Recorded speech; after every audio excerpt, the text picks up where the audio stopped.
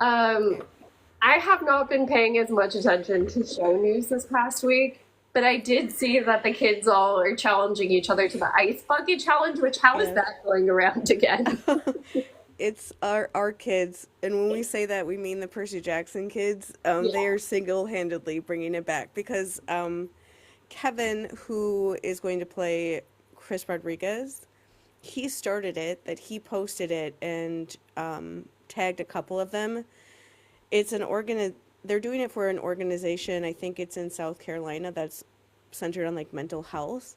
But Mhm. he tagged them, and then he tagged Leah. Leah did it and literally tagged everyone, Yeah, I saw including that. like the executive producer, like Dan Shotzi, and like his wife and everyone on there, like even like their cinematographer, Yeah, like like literally everybody, just cinematographer, yeah, like like literally everybody. just if you see her Instagram story with it, it's literally just all tags and you can barely see her. I missed the first one, but I did see the one where she tagged everybody in. Yeah, that was funny. Um, Other than that, like the main thing is like not related to the show, but just in general was J.K. Rowling. Um, like you have to talk about when she's being a literal villain. Like that picture of her smoking a cigar while she's sitting on a yacht celebrating taking away rights of trans people is she's a literal like villain Mhm. from like a Bond movie, but she's a real person. And I Yeah. have seen a lot more discussions, especially since like from British people. Mhm. Like I've seen a couple videos even just today of people who used to make videos making fun of making fun of Harry Potter, but still like making videos about it, pretending to be like characters or whatever. They're like, I'm not making a single video about any of that anymore ever again. Mhm. After she made it like more known, I think, because it was such a big thing that she gave $70,000 to help them take away trans rights from people in England and in the UK at least. I'll say the UK because usually if England passes a law because they're in charge of their little thing, the rest of the countries have to go along with it, I think. Yeah. But either way, she did that, and that's what she was celebrating on that yacht. The thing on the picture was like, I love when a plan comes together. Yeah. And that's what she was talking about. And so that's horrifying. And just to like remind you that her pinned tweet on Twitter is that she doesn't care if you burn her books or keep them because either way she made money off of you. And she legitimately thinks that because people still buy her books or still see Harry Potter related things, that it means that the things that she's doing aren't that bad because people will still give her money. She literally says that on her Twitter if you can stomach looking at her Twitter, which I can't. They're very long. I look at every once in a while just to see what she's doing because she's dangerous to be left alone because this is the kind of stuff that she does. Yeah. But the one thing from that I could mention is that the reason I even knew that that happened was because Becky Riordan was going on a rampage that morning about that, like just being mad. And one of the things she that she brought up that I thought was a good point to that I also deal with is she said she responded to someone who was being transphobic and she said like guess you haven't been misgendered, guess you haven't had your rights violated or you simply don't care about those who do. For the record, even though I am white, straight and privileged, I've experienced all those things. Mhm. And so I wanted to like she says other things past that point, but the thing I wanted to point out about that is that I also sometimes get misgendered in that way where like people since I was a kid have made jokes that I look like a man or that Mhm. I'm actually a man because I'm not feminine in that way. In the way that Becky also is not feminine in that way. Like she's very comfortable with it and I am too, but and always have been. I've never like necessarily been like ashamed of that. But Mhm. it just is like even if you are like I wouldn't call myself cis exactly, but even if you are like you look like more like what your gender is supposed to be, I guess, it still Mhm. affects you Yeah. because they still attack other actual like cisgendered like women even when they say they're not because they don't actually know what trans people look like. Like the funniest game in the world is when trans people get comments when trans people get comments from transphobic people on TikTok, and they're thinking that they're the opposite gender. They're like complimenting them when they're actually trying to, insult them, because they don't actually know what trans people look like. They don't actually know, and so they just accuse everybody of it. And that's generally the stuff that's going on with this sort of stuff right now, is that they're just changing the definitions of what these words mean. Like, they have actual meaning, but they don't anymore. And so they can just call anyone anything because they're using that as a reason to just go after somebody. And so they can come up with the definition of what a trans person is can just change depending on who's talking about it. That's all that's going to be. And so the more they do that, the more they're going to go after people that who aren't actually trans, because it affects everybody. It obviously aggressively affects trans people, but if you're not trans, you're not going to be exempt from this like situation at all.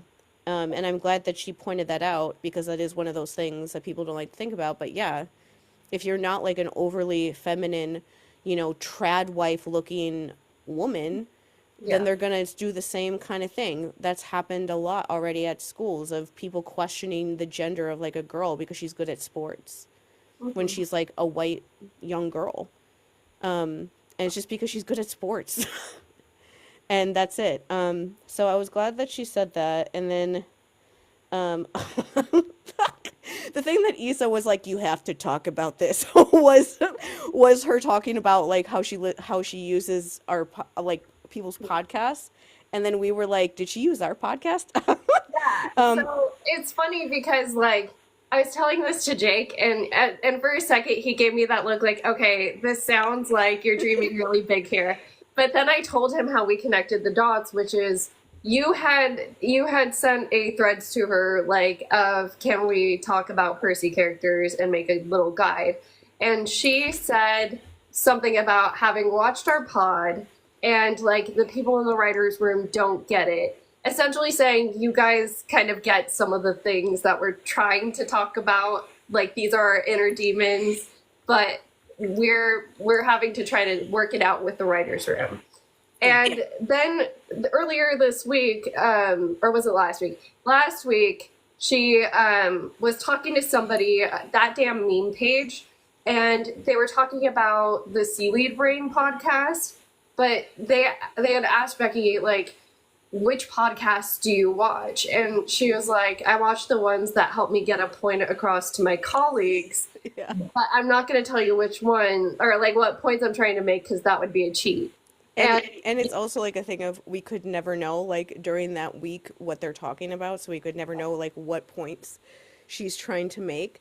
That's why when I looked at that, I was like, is there like, this sounds like I told Issa that every time I talk about it, I just like leave you voice notes just like hysterically laughing, because it's just the most ridiculous thing I've ever said out loud in my life. But I'm like, so it's not crazy to say that there's actually a chance that she took our podcast episode and showed it to people in the writer's room or other people to be like, no, this is what I mean. Or like, I genuinely hope that she did, in the way that, like, the reason why I thought that, not like in a self, like, aggrandizing, oh, we're so cool, I hope that you watch our no, that's, oh my God. If I ever say anything like that, I've been taken over by a robot. Just like FYI.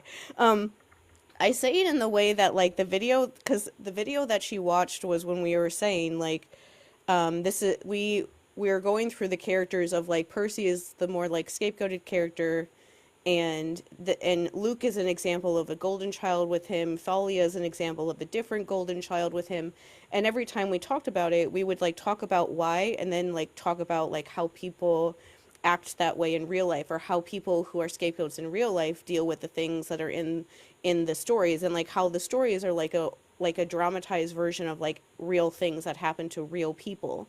And so we were literally being like, this is this fantasy story, and this is how this happens in like my life or your life or other people's lives that we've met before. And so we're doing literally what she like is talking about. And so when she left that comment being like, oh yeah, you guys seem to this is like something that the writers don't understand, that when they're talking to us about these characters, they're talking to us about like these really personal things that happen to us. We obviously get that because that's the entire basis of that video that I posted, was us talking about that. And that's everything that we've ever said ever about on this whole subject overall.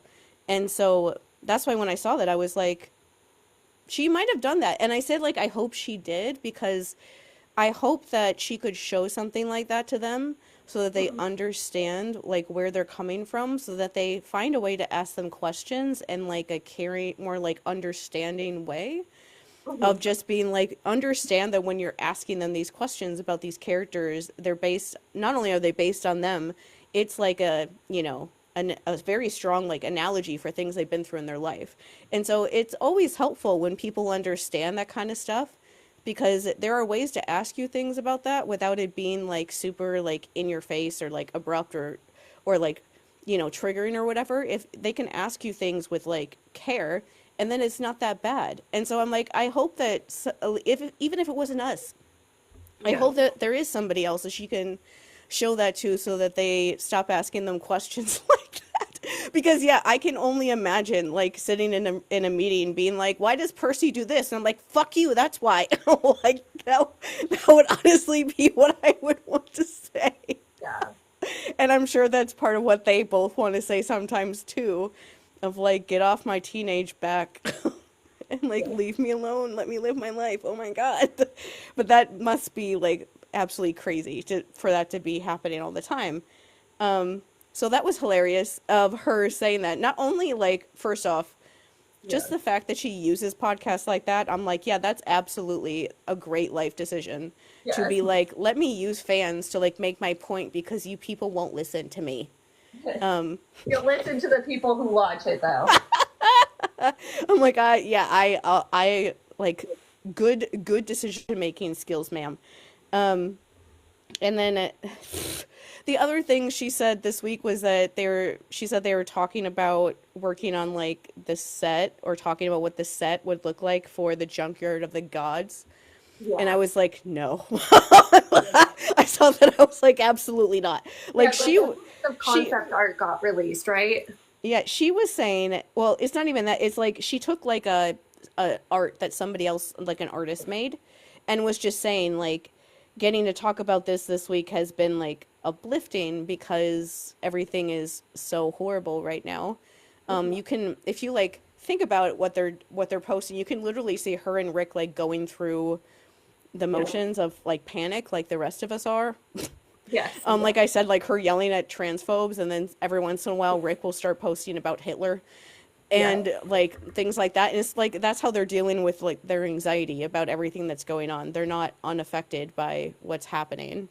Like that was something that she said to me this week too, where she just like commented on a thread where somebody was saying like, can I just like acknowledge the fact that I'm like way too sensitive for this world being so horrible, and I don't know how to deal with any of this. Yeah. And she just replied to it to say like, to the person, like, thanks for posting this. And I just responded to say like, I genuinely hope that people understand how traumatic everything that we're going through is right now. We're not supposed to, like, this is completely overwhelming. Yeah. This is actually traumatizing, and that you're not supposed to know how to handle. Like, I honestly hope that people know that you're not supposed to be handling any of this well, because it's impossible to do that. That's what his first presidency was like too. Yeah. And she responded to it just saying like, I wish that I could be uplifting, right? I really wish that I could be uplifting right now, but I just can't. And I'm like, no, you can't. Especially if you've ever experienced somebody that reminds you of him in your life. Absolutely not. The best that you can do is just try to handle it without, like, panicking most of the time. That's all you can really do. But so she was excited about working on something like that, and I was just like, oh my god. I can't even think about that scene or seeing it, or the fact that they're like already thinking about like planning out building like the sets and stuff. I was just like, can we like, I know this sounds ridiculous because I'm like the biggest Titan's Curse fan, but can we slow down? Yeah. Can we slow down just a little bit? Like, oh my god. Yeah, we're all in for a big emotional like whiplash that season. So yeah, it's just I don't know. It's just, it makes me like freak out just like thinking about like what we were talking about last week, like the kids trying to prepare. Yes. That it's just like I get freaked out, like panicked for them, and I'm not even the one doing it. And I'm just like, oh my God, please give them more time to like figure this stuff out. Like Jesus, that's a lot. That's a lot to try to figure out when season 2 just ended in like January. Yeah, and they It's only haven't been a even couple started months. promoting it yet. No. Um, Yeah. I guess that was something Rick said too, that they're working on promotion stuff for season 2, Yeah. which will come out in December. I did want to, like, this was something that clicked in my head after we did our podcast last week about all the child actor laws. Hmm. But I feel like now that I did that, I now have like the cheat code to when every season of Percy Jackson is going to premiere. Hmm. Because they can't do things like promotional things and stuff when they're in school. And so every season is going to come out in the summer or in December Yeah. because they have to. It has to. I was like, oh, that's why the show's probably not coming out until December, because it has to be around the holidays because they like legally cannot take them out of school for like 2 months or something. Yeah. They're going to be on winter break for a good amount of that time anyway. And so a lot of the promotion for season 1 fell around that time too, and that's the way that they can work around that, so they only miss like a week or two of school Or while they can doing all this plan promotion. around like school break. Yes. Yeah. And I was like, oh, okay. It's either going to come out in the summer or in December, and that's it. That makes my life a lot easier to figure this stuff out because now I don't have to figure anything out anymore. Like, so I'm glad that I did that. But yeah, other than that, this episode is just going to be us talking forever about Calypso, probably. Yeah. Oh, wait. Okay, the thing I had to mention was the whole epic thing. Um, so that also made me really depressed today. I'm not gonna lie. That it takes a second for things like that to like sink in sometimes with me. Yeah. But so anyway, um, the Epic the Musical craziness, you can go back and watch the videos about their reaction to us existing. It wasn't pleasant. And No. for like 2 months or so there. And I still pay attention to them when they're doing things because it makes me nervous to not know what they're doing. Yeah. Because I get afraid that they're going to somehow remember that I exist again. And so I saw this, I went on their, I just go on their Reddit every once in a while, and I saw this post on there about them harassing new people, and I was like, what the? And it doesn't really matter, like, the general, like, explanation, because there's never a good explanation for a fandom like this to be doing stuff like that. Hmm. But overall, that one trend on TikTok that was like, tell me your most unhinged blank, and like, leave it in the comments trend, somebody did a video like that about Epic, of like, what is your most unhinged, like, theories about Epic. And somehow the comments on that video turned into people just like bashing different artists that they don't like. It was like two main artists, their names over and over and over again. All of the and I saw that the other day and I was like, damn, that's mean. That all of these comments are about like the same artist. I'm like, damn, what did these artists do to you? How is this a take about Epic? Yeah. To be like saying that about like artists that are like one of you, that are just spending their free time making this art because they love it. And anyway, so the artist that was talked about a lot in that video posted a video somewhere or other, basically saying that they're not going to make anything for Epic anymore because seeing all that just killed their enjoyment of it, which yeah, it does, and just makes you never want to see it ever again. And so the thing about it that was upsetting was that Jorge and two of the cast members, the girl who played Penelope and also the person who played Athena, they all made, and one other person that I see making Epic videos a lot, but I honestly have no idea who she actually is. But she's somehow involved in it. They all made videos talking about like the harassment that they were doing towards those artists and telling them to stop. And like Jorge specifically posted like a story like on all of his stuff, telling them, still in like a vague way, like he should have been more upfront about it and just been honest about it. But still, he was telling them to stop. And I was like, oh, so you can do that. Like, you can do that. So, like, when it's people that you like and that you're, like, friendly with, in the bare minimum, you will get on the internet and tell them to stop harassing people. So like you can't take that back now. Like now that you did that, I know for sure that you do see what your fandom is doing to people. You do see how they harass people. You just don't care if it's not somebody that likes you. Or makes you money. Yeah. If it's not somebody that's already in your fandom that you generally like and enjoy, then you don't care if your fandom rips them apart for like 2 months. And you just let them do that. And it's like, okay, I know that I'm not important at all, but it was still just, okay. Like you probably definitely, all of you probably saw some of that stuff. And you just let it happen because you don't care. You don't care enough. And like I saw a lot of comments on some of those videos that popped up from other Epic fans being like, well, what can we do? And I'm like, you could have told those people to shut up years ago. He could have told those people to shut up years ago. Fandoms become toxic because people just sit back and let it happen that way. And the people that have the power to make them shut up don't do it. Exactly. Like you all watch that happen. And it's like a joke that they're all saying like, oh, let's try to make this fandom not so negative. And it's like, you only are mad now because the negativity is affecting people that you don't want it to touch anymore. When it's touching people that don't like the thing that you made, you don't care. Yeah. You don't care when it's us, but it's only because it's somebody in your little club that now you're upset about it. Like you watched this happen, you didn't care before. Like when it was happening to people that you don't like, it didn't matter because you didn't like us, right? But now somehow it's a problem, as if you thought that it wouldn't somehow affect your own people. Yeah.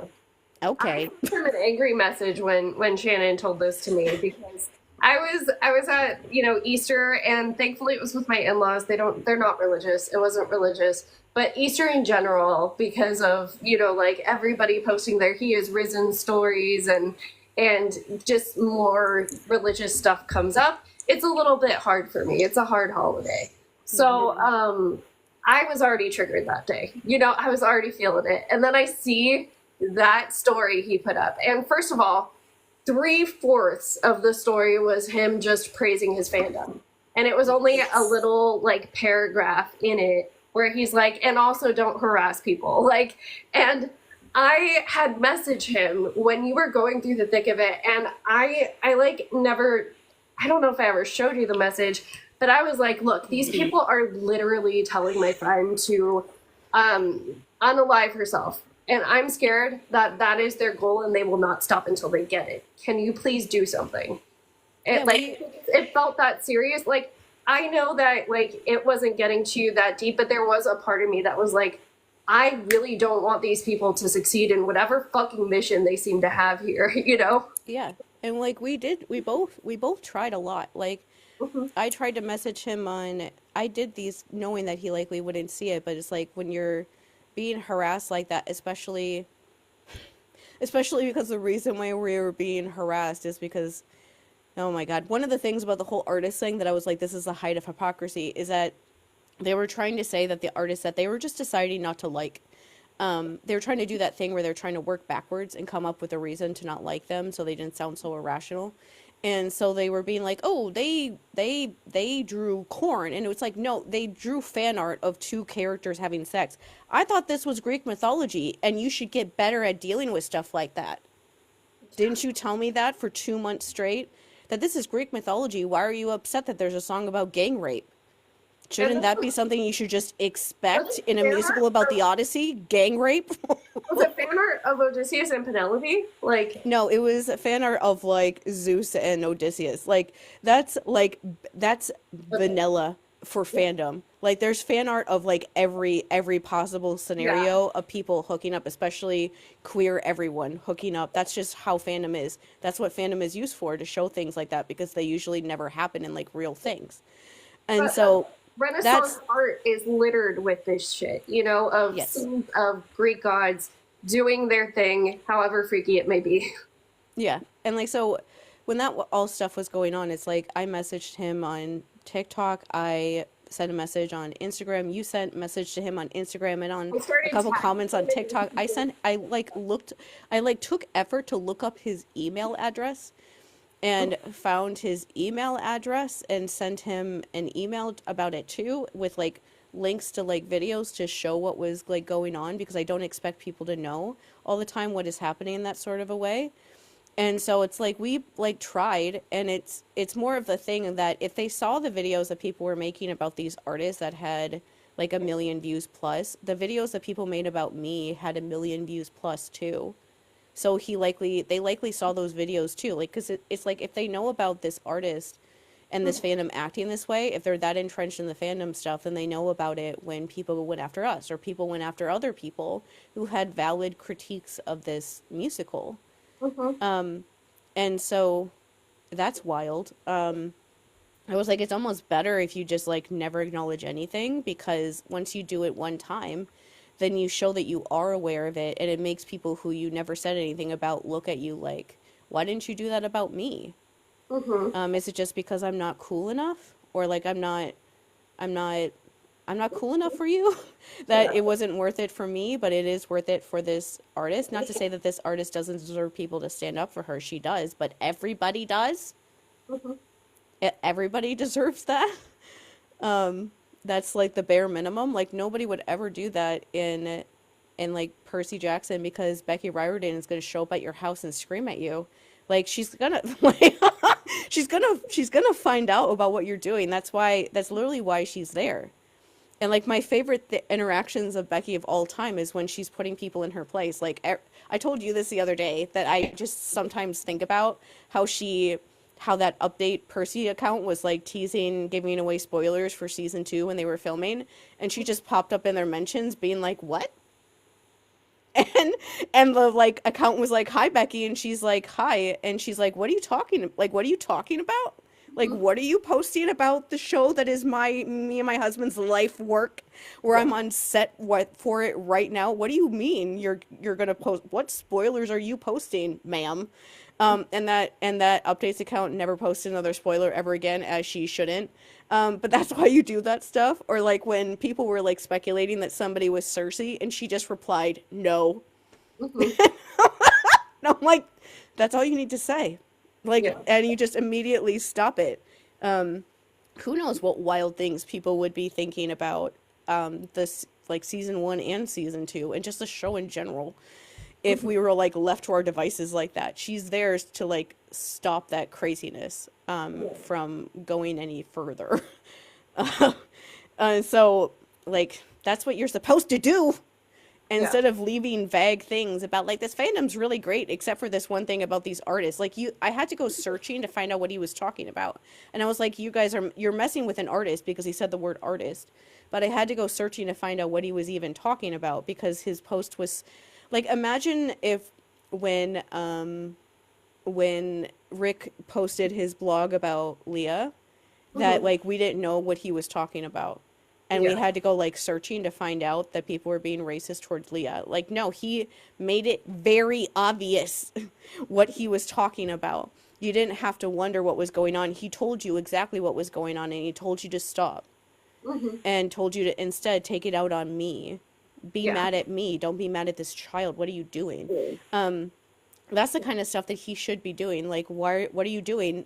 Like, like, this is just my own like thinking about this stuff. Like, I would feel so guilty if somebody was being harassed in any way because of something I said, or something I did, or something I created.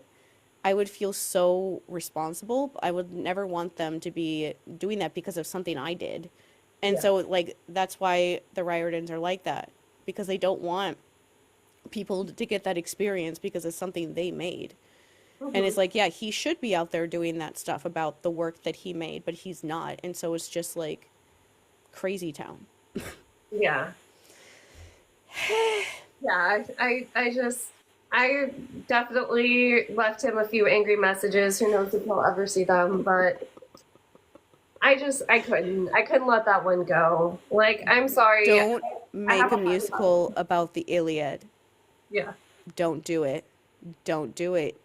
You're gonna somehow mess up Achilles and Patroclus even more than Madeline Miller already did. And the fangirls might find you in your house and kill you in your sleep. Oh yeah. Oh, imagine if those two fandoms just converge in the worst way. Goodness. Oh gosh. Um, okay, we can start talking about Calypso now. Oh my goodness.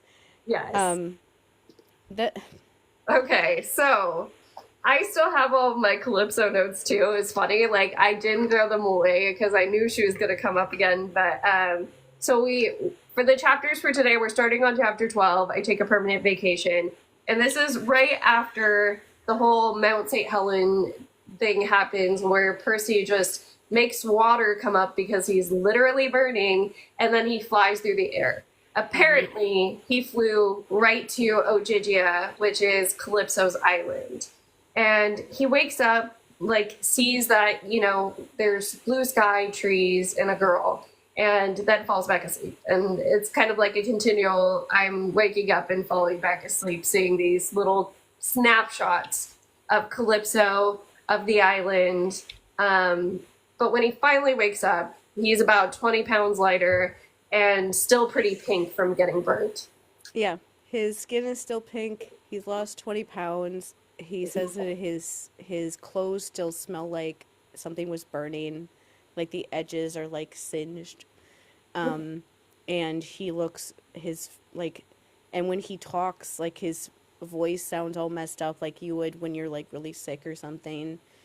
He's really out of it, and he can like barely even walk at this point. Yeah. And this is, I think, one of the most important little distinctions that I feel like people don't. I don't know. I feel like they almost don't realize what happened. Because, like, in an alternate universe where Calypso isn't, you know, very selfish, this interaction with her would have been the only interaction they had. Because when he finally goes out, when he's able to, like, walk out there, he looks over at her and she's talking to somebody, but he can't see who it is because he's not really awake. He's still kind of messed up. And, like, the sun is, like, cutting off, like, who it is. But you can tell that just from what he sees that she's arguing with somebody, right? But he can't see who it is. Yeah. And then the next time, she's like there standing in front of him and the other person is gone. And he's like, "Oh, he says something like, "Oh, who was that?" And she's like, "Oh, a messenger." It was Hermes. Yeah. Hermes is the only one that really goes over there for the most Yeah. part. And Hermes was definitely, absolutely arguing with her and telling her to let him leave. Yeah. Because one of the things that she does when Percy sees her is that she's like wiping away tears. And like there's a whole thing that I'll say about how she uses those as like a weapon this whole time, and Percy just it doesn't even understand what she's even trying to do, and so he generally doesn't understand what she's doing. But she's definitely trying to use that as a way to like get a response from people. And so whether she was actually crying, she was actually upset, or she was doing that so that Hermes would let her get her way, either way, that's what she was doing. He was telling her, like, you have to let this kid leave. And one of those little things in this chapter that kind of gives you, like, little hints that she knows a lot more about Percy than she's, like, letting on, probably from Hermes, is that she knows, like, all of his friends' names. And she keeps saying that she knows their names because she heard him talking in her sleep, but I don't believe her. I think that, like, Hermes was showing up and being like, you have to let him leave. There's all these things going on with all of these people, and he's the only one that can come back and help us, kind of thing. And she kept arguing with him about it because I don't know why else she would know, like, Tyson and Grover and And the prophecy. yeah, and like all these people, there's no reason why she would know those people's names at all. Okay, but during this part when she comes up and he's saying literally, like this is like the point that I literally made a video about it because people talk about this whole thing is going to take longer of us talking about it just because of how much like literal delusion there is from people who say that they have read this book. In my notes, I wrote they are literally delusional because it is not even close to anything that actually exists in reality. Like it's literally fan fiction. Did you read a fan fiction and you like inserted that into this book? Because it's not actually in this book. And like the number one thing about that is the idea, oh, Percy didn't want to leave. And like the very first thing he says to her is like I have to go back and see my friends. Where are my friends? Are they okay? I don't know that they're okay. I have to go. He literally says I have to go home. It's the first thing that he says to her is I have to go home. I have to see my friends again. And she knocks him out Yeah. because he says that. She should have put him on the raft and like had him float back to camp. He would have gotten there safely even if he was still weak, and he would have only been gone for a couple days or something, probably at the longest. And so many other things that happen with her wouldn't have happened. That's what she should have done. Because Yeah. he said, I want to leave. I need to go back to my friends. She knocks him out on purpose so that he can't leave. Hmm. And he's even asking her, like, are you an evil sorceress? Because he's remembering like Cersei Hmm. and doesn't want that kind of thing to happen to him again. But he doesn't trust anybody. So of course he's not going to trust this like nice pretty woman that's on this random island that he's on by himself. But just like make the overall point that quite literally the first thing that Percy says to her when he is awake is I want to leave and I want to go home. Hmm. And she does not let him. Yeah. Like if at this point if you understand that, like if you remember reading this scene and you understand that, if you're blaming Percy for not leaving, you are victim blaming. You are the same kind of people that are like, oh, why didn't you leave that party before you got too drunk? And things like that. And it's like, I wanted to leave. He wanted to leave, but Hmm. he did not know that he could.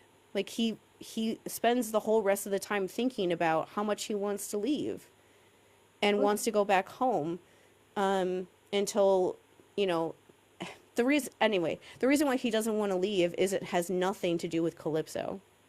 Yeah. And that's like the thing when I reread this to before we go into everything with this chapter, I was genuinely like shocked when I reread it about I was like, how do people read this chapter and they're upset at Percy for anything that he has ever done? He is the saddest little baby child in this chapter. He has suicidal ideation in this chapter. Like I'll talk about like what that is, but he does. And I don't know if people recognize it as being that. I understand why they wouldn't if you've never experienced that before, but I Hmm. have for most of my life, and so I know what that is. But it's just he's not happy in this chapter. He's really sad Yeah. and just like lost. And I'm like, how do you read this chapter and leave it being like, how dare Percy be depressed? Well, and here's the thing: is Ogygia is not this awful place. It's not this like everything about the island draws you in. When Percy, or not, sorry, when Hermes lands there in the Odyssey, he's also spellbound by the island for a second of its beauty. Just the island itself is that beautiful. And you have to think she's a titaness, a goddess, however you want to say that, a naiad. She is drawing them in just because she's divine. It's almost like I always go back to Twilight. It's always like Twilight, where Edward talks about how the vampires are literally like baiting people in with their smell, their the way they look, how beautiful they are, the way they talk. Everything about them is supposed to draw you in. Calypso is somewhat that as well because as I said when we did like our deep dive, she didn't like drug Odysseus per se, like in the traditional I'm giving you a substance drug him, but it was the fact that she herself is spellbinding that kept him there. Yeah, that's like her magic. Like that's why Percy goes from yelling and being like, I need to go home, to her just touching him Yeah. and him being like, oh. And the other part from that I always like to point out is that she goes to like touch him and he backs away at first. And Mm-hmm. because he's like, who are you? And she's like, oh, sorry, I got used to like taking care of you. And I just like have to point out the fact that he's in different clothes when he wakes up. And that just makes me uncomfortable because it's Calypso. It makes me feel weird that she was like changing his clothes and stuff like that when he wasn't even awake. He has no idea who she is. Why are you touching him? And especially because the whole time she's talking to him, like when you read this chapter, for like 55% of it at least, he's asleep. Mm-hmm. Um, so they talk like 3 times. When did you fall in love with him? Yeah. Like that's accurate for like older people that are trying, especially older women that are like grooming younger boys, is they move very fast about that kind of stuff, but it generally comes from nowhere. It's all just like projection because you have no idea who he actually is because you never actually had a conversation about him Yeah. ever. She doesn't know anything about him. I don't even know if she knows that Poseidon's his dad, except for the fact that Hermes would have definitely told her that. But other than like what other people have already told her, I don't even know if she would even know that about him because she does not care about him. She wants him to be a blank avatar for her to play with. Mhm. She doesn't want him to be an actual person, and that's just like weird, Yeah. of like to see that. But like the overall thing too, I wanted to just one of the things that's really hard about uh, when you're a scapegoat, especially, is that people don't notice that you're upset or like sad or going through a lot because they need you to like show it more, and we don't do that. It's Mhm. like the catch 22 almost of it, that when you've been through a lot of really traumatic things since you were a child, especially, you are used to dealing with it. And so you find ways to just like dissociate, like shut off your emotions in some way. And Mhm. so we don't show the way that we're going through really horrible things and that we're traumatized, that we're upset in the ways that other people do, because that's not really an option when you're going through that kind of stuff all the time. And so because we don't do that, people think like, "Oh, you're fine." Mhm. Because if you weren't fine, you would be able to tell because you would be able to show it. And it's like, no, we do show it, but it's not in the way that people look for it. And this is the kind of stuff that makes me think about like my own just like life growing up, that like so many people like saw me and I thought that they would get it. I thought that they, if I said certain things or did certain things, that they would understand what was going on, and they never did. Yeah. And the way I can remember thinking, especially when I was a teenager, like I am not going to like just fall apart and cry and lose it, because I don't think I should have to do that in order for you to understand what's happening to me. And I Mhm. literally can remember thinking, I'm not going to do that. I'm not going to fall apart like that. I have respect for myself. I'm not going to do that and like fall apart in that sort of a way in order to get to beg you to help me. If you can't figure out that I need help without me having to beg for it, then I don't want it. Yeah. I don't want it. I would rather never get it. And that's like why I did that and why I never got any help, is because that's what people for some reason need, and that's like one of those things that drives me insane because it just happens over and over and over again. And that's like the kind of that's Percy in this chapter, is like, yes, he's on an island and he's talking about how Calypso is this pretty woman that's like has invisible servants that also kind of make me weird to think about. Who are those people? What are they people? Were they people? Why are they here? Like, why are they invisible? There's so many questions about what they're doing because I don't trust her to do anything with any sort of like morality at all. And so I'm like, that just kind of weirds me out just to think about like, who are those people? Were they people at one time and they're somehow stuck now being invisible, taking care of her for all eternity? Yeah. That it's just one of those things that will never ever answer, but it's just one of those things to think about. But even though Percy is on this pretty island and in the middle of the ocean, we would guess, and he's like, I guess it's like he's sitting there. Like the one scene I remember is he's sitting there on the beach, and he's Mhm. like drinking nectar from like a cup, like it's soda, and Mhm. like just to like nectar is like the thing that they usually drink in like the worst case scenarios when they're like really hurt and Mhm. they need to like recover quickly so that they can like continue on in their quest. Usually, when they drink nectar, they drink like a little bit of it and then they're fine. He is like drinking it all the time when he's there. That alone should tell you like how hurt he actually is. Mhm. That he keeps having to drink this for like days in a row, where he's just like sitting around drinking it and then falling asleep Yeah. and then waking up again, drinking some of it some more, and then falling asleep. That's why I'm like, why don't people understand like how sad this child is and how also harmed he is by what just happened to him? He's in this very vulnerable place physically and mentally at the same time. And he's just sitting there on this pretty beach, like drinking this nectar, which you're only supposed to drink a little bit of, and he keeps having to drink more of it to heal himself. And he's sitting there thinking about, like, I don't know if any of my friends are okay. Yeah. And I can't, I've tried to connect with Grover and it hasn't worked. I don't know if Annabeth even got out of the volcano. I don't know if Grover and Tyson are okay. I don't know if Camp is okay. I don't know if Nico's okay. I don't know if anyone's okay. This is literally like hell on earth for him to be stuck on an island by himself with this other person that he doesn't really know or trust. He can't talk to anyone, so he doesn't know if anyone's all right. He doesn't know a way to get off. And he's just sitting there thinking about how much he wants to go home and how much he wants to see all of them again, but he doesn't have a way of leaving. And so he's like, the line is like, I'm sitting here on this like beach and thinking about how much I want to go home, and Calypso is just here. And like that's like how he thinks about her, is just like, I really want to see these people that I care about, but I physically can't leave, and I'm just stuck. And he's the only one here, so he doesn't have another person to like. There's usually another person with him to help, like talk to the person that they're around or like help figure things out. Hmm. But there's nobody else, and so it's just him sitting there like, what do I do? Like I don't know how to leave, and all I want to do is go back home, and I don't know what to say or what to do. Every time I talk to that girl, she keeps crying.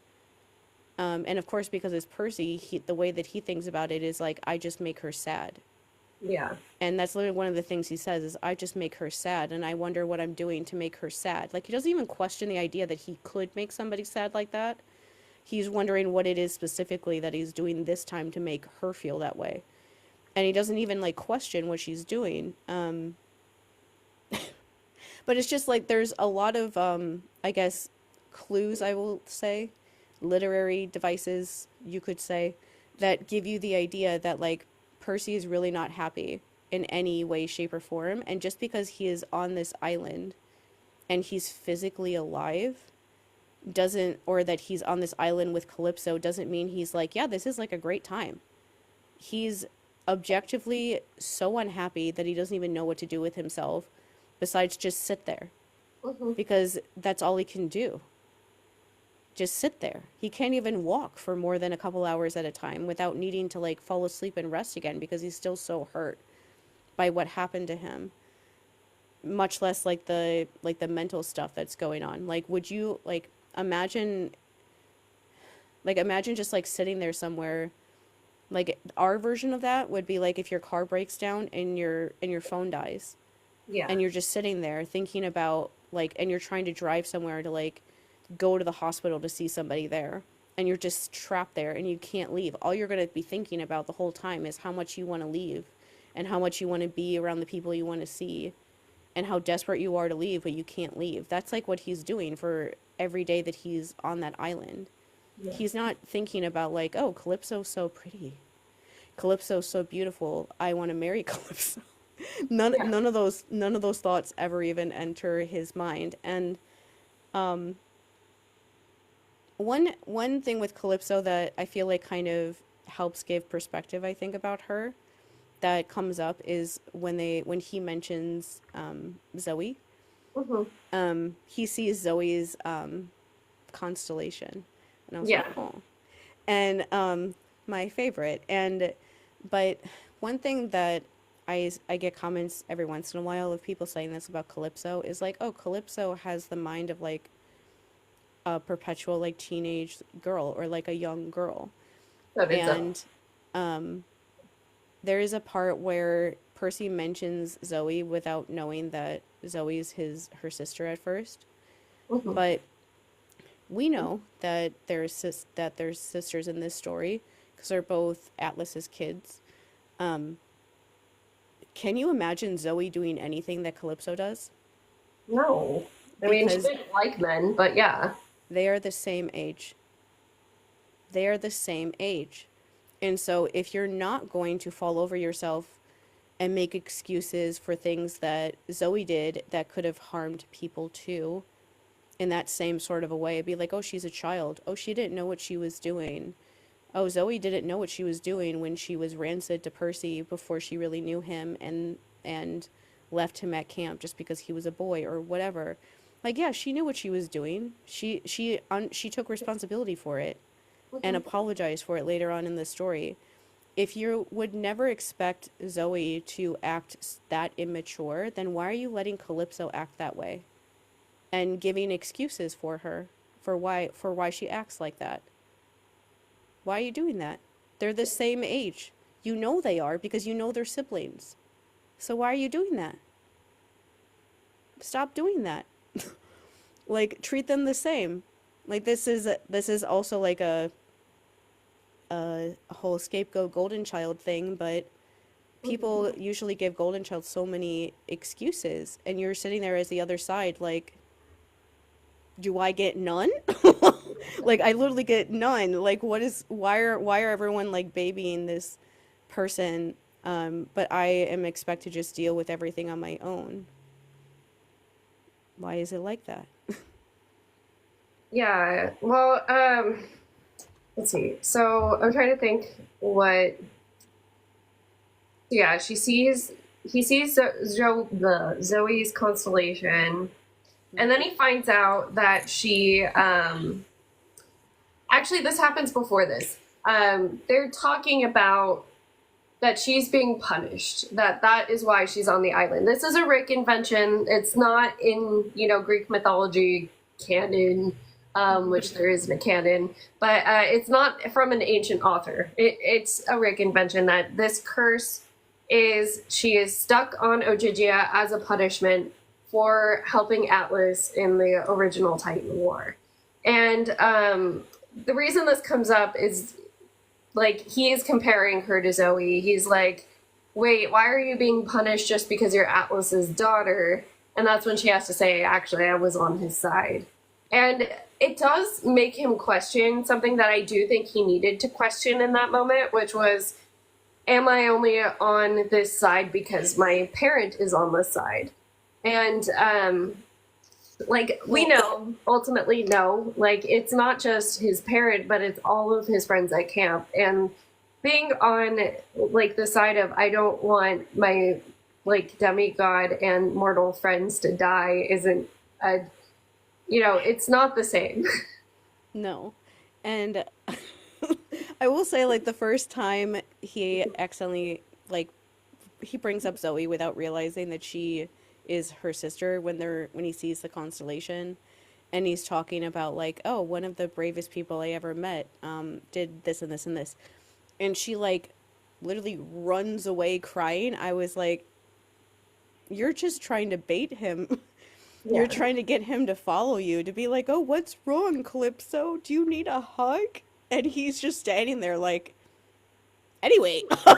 And like that's the way that like a scapegoated person like him would deal with that, where you're just like, I'm just gonna leave you alone, because why would I go chase after somebody that I just upset? Because we internalize everything. Mm-hmm. And so instead of thinking that they're upset about something else and like want to be comforted, we instead are like, oh, I upset them, so I'm just gonna stay away from them. Yeah. So they don't get it, so I don't upset them anymore. But she doesn't even know a single thing about him, so she doesn't even understand that, like, extremely basic fact about his personality, because I don't think she would keep running away and crying if she did, because it doesn't work. It doesn't work on him. And he doesn't like go and run after her the way that Leo very later on does when she does that kind of stuff with him. But that one discussion with when they were talking about how she was on Atlas's side, I had so many thoughts about that, like that discussion, because I don't think that Percy is on the god's side. Like, that is one of those things that I argue with people about, where they're like, oh, well, Percy's on the god's side, and so the one time that he says he understands why Luke was mad at the gods means that he's now on Luke's side.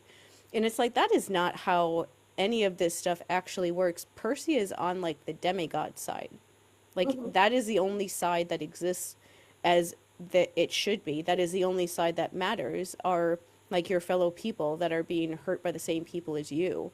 He's not on the God side. Like, he's not like trying to stop Luke from murdering everybody because he's trying to like defend the gods. He doesn't care about the gods. He doesn't like the gods. He's not even sure about Poseidon most of the time. Poseidon isn't really around very much, and so it's like he doesn't like most of the gods. He just is thinking like, hey, maybe destroying the entire world and everyone that I've ever met is a bad idea. Yeah. And so it's like he's not defending the gods when he's doing that. That's how like somebody like Luke, who is extremely black and white with their way of thinking, would look at that, of like, you're either with me or against me kind of nonsense. But like people who live in like who aren't that ridiculous don't actually live like that. And so it's like, no, Percy in the first place isn't on the god's side. And the only reason, and like, he's a child and he's alone on this island and he is in a very like vulnerable state of mind right now, so I don't expect him to argue that much. Yeah. When Calypso tries to like make that argument to try to make what she did better. But this is why I like to say that Calypso is the golden child of that particular family, because because she because she just goes with what Atlas wants. Mhm. And then it's like, well, you can't get upset at me because he's my dad. And so I had no choice but to just go along with what he did. And the gods are horrible for leaving me on this island forever because he did these like horrible things that I supported. And it's like, actually, no. Actually, no. You don't have to support your horribly, horrendously, traumatizingly abusive monster of a dad. Do you know how I know that? Because I never supported mine. Yeah. Ever. That was never even an option for me. I was not sitting there being like, yeah, let me help you.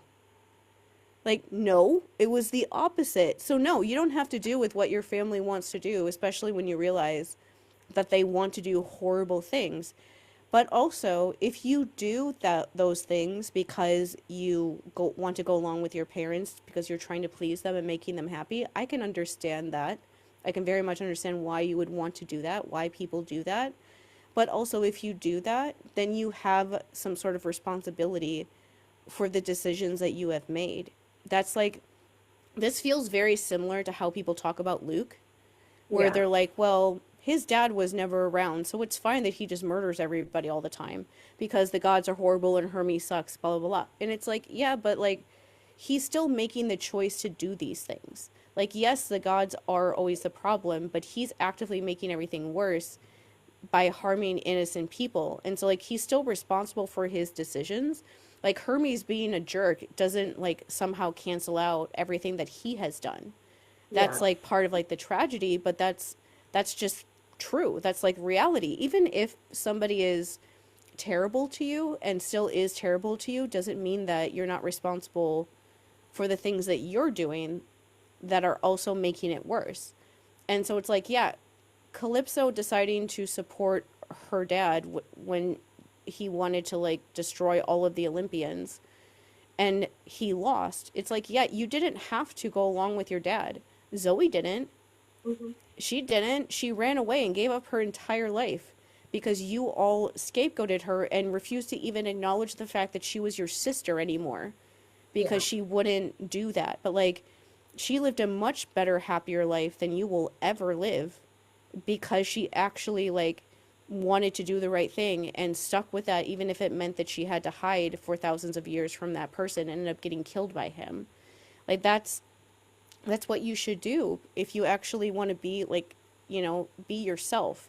And so it felt like a very dismissive thing that like Calypso would say in this situation of like, oh, but you can't like actually hold me responsible for any of my decisions. I'm just a silly, sad little girl. And Yeah. I can't actually be held responsible for any of the choices I'm making because I'm so innocent that I'm just going to fall on the sand later and cry about this.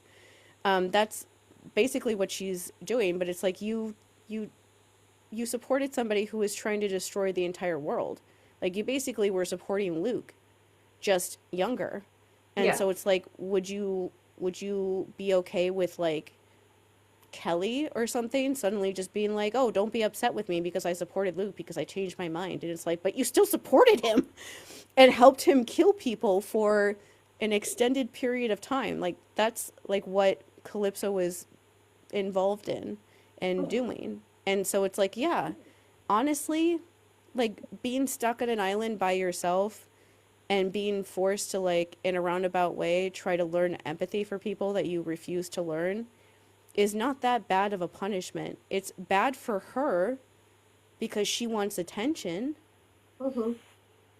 but it's not actually that bad of a punishment. Like I made a I made a post about this the other day, but it was just um everything reminds me of Medusa, of course, but like the Medusa thing from Percy Jackson is like she is her punishment she sees more as like a positive Hmm. in the version that we like, of course, that that her turning people into stone, she sees it as a powerful thing instead of it being like something that's supposed to be this horrible curse that Athena has done to her. Hmm. Even if it was meant to be a curse, it doesn't matter. It's not for her anymore. In the same way, Calypso being on this island could have been like that. Like, Yeah. because when I read this after I read it, I was like, yeah, the gods are basically sending heroes that are at like kind of like the lowest point in their lives to Hmm. this island so that they can like rehabilitate and recover and decide if they want to come back when they like when they like really need a break when they're like on the brink of something bad, and so they give them like a break basically. And that's like a big responsibility to have in like this world, that you're basically that person that is there to like help those people when they really need it. Like having having people that are like going through a really vulnerable time when they're like physically and mentally vulnerable and that they trust you with that, that's a privilege. That's a Hmm. gigantic privilege that people feel like they can come to you and tell you things. Like whenever anyone ever tells me anything about anything, especially about like abuse stuff, I that feels like a compliment to me every single time somebody does it, because Yeah. it means that they trust me enough that they think that they can tell me that and I won't tell anybody else what they say, which I won't. But I always take that as a compliment whenever people do that. And so she's she's in that sort of a position of this could be a really like great thing for her in general. Like these heroes are coming to her island. She has the chance to like really help them and help like make a huge positive impact on the overall world that could possibly lead to her getting off of the island by making this really positive impact on these huge heroes that have huge responsibilities in this world that could get back to the gods where they would let her off this island. But Hmm. instead she is so wrapped up in what a victim she is. Like she needs to be the victim of every single situation somehow, that she can't she doesn't see it as like a good thing at all. She doesn't see even the possibility of it being something positive in her life. She can only see it as like, I'm such a sad little victim because nobody ever stays with me, instead of like acknowledging the fact like it's kind of a beautiful thing to have people come to you when they're in like a really hard place in their life and then they get to leave, and when they feel better knowing that you helped them get there. Like that's like every therapist ever. Like I think about the therapist I saw when I went to my Troon program and cry sometimes because he's a literal like angel, and he only saw me for like 3 months of my life and changed my entire life in 3 months, and that's all he does. Like he's like a literal angel from heaven with how he deals with like the super duper traumatized people because he's so kind and like soft spoken and calm and sweet like that. You need somebody like that who can deal with people like me in a place like that. Hmm. And like I will never see him again. Like he changed my life in 3 months in 2019. I will never see him again, but I think about him every couple months because he changed everything about the trajectory of my entire life. Yeah. And he knew that he had the capabilities of doing that, and he did that, and he does that for every person that he sees. And that's like kind of, she could be somebody like that. Like how many more positive stories could there possibly be if she was like that instead of what she's actually like, where like she is crying to Hermes about when he is telling her to let a 14-year-old child leave and go home to his friends and his mother, Hmm. and is angry and upset that, and is acting like it's a betrayal that they told him that he can leave finally. Yeah. Because I guess the overall thing too to remember of all these scenes is that she knows that he's supposed to leave and she knows how he can leave, but she's just not telling him. Hmm. And so every time he thinks about, like, I want to go home, I want to go home, I want to go home, I want to see my friends. Are my friends okay? Is Grover alive? Is Annabeth alive? When he's thinking every single time when he is being, like, kind of mentally tortured by all those thoughts, she could give him the answer, Yeah. and she's just not. And that's why it's like, it doesn't, even if she seems nice or, like, seems nicer, or her island seems nicer, that's what she's doing when she's on it. She could use that stuff to be helpful, but instead she's using it to try to, like, just trap another person there with her so Hmm. she's not there alone. And, like, yeah, I get that it's hard to be there in a place alone, but at the same time, like, wouldn't knowing that you had, like, an actual positive impact on people's lives instead of just being known as somebody who tried to help your dad overthrow the entire world, Yeah. be a make up for that?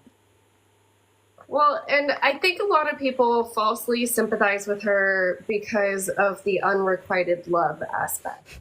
The fact that she's perpetually doomed to have these heroes that are exactly her type wash up on her shores, and none of them want to stay because they all have some bigger, greater thing to go on to. And I do have to say, I think that the way that it's written with like her being so enticing that Percy gets distracted, like literally ADHD distracted of like, oh, pretty girl, like, or, you know, pretty flowers, you know, just while she's, or while he's thinking, oh yeah, I gotta get back every single time. Like, the reason that it's written that way is because it's not a real punishment if it's just like every time a hero wash ups on her shore, they're just like, fuck this, I'm going home. You know? What, like, there's no possibility that she'll get what she actually wants if they don't get drawn in at the same time. So it has to be this like she sees them happy a little bit, enjoying their time just a little bit, and for her it's like, okay, but this doesn't last. And that's the feeling that I think the punishment is supposed to evoke in her. Yeah. And I feel like with her, like, the thing we wanted to talk about with Epic, with Calypso, that we never got to talk about, Mhm. is just how people, I think, identify with her, because they feel like, oh, I remember what it's like when a guy, like, doesn't pay attention to me. And Mhm. it's like, but this is not her.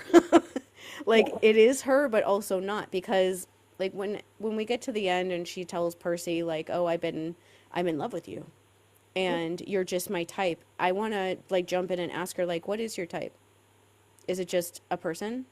Is it Because like, because, like, what do you know about Percy?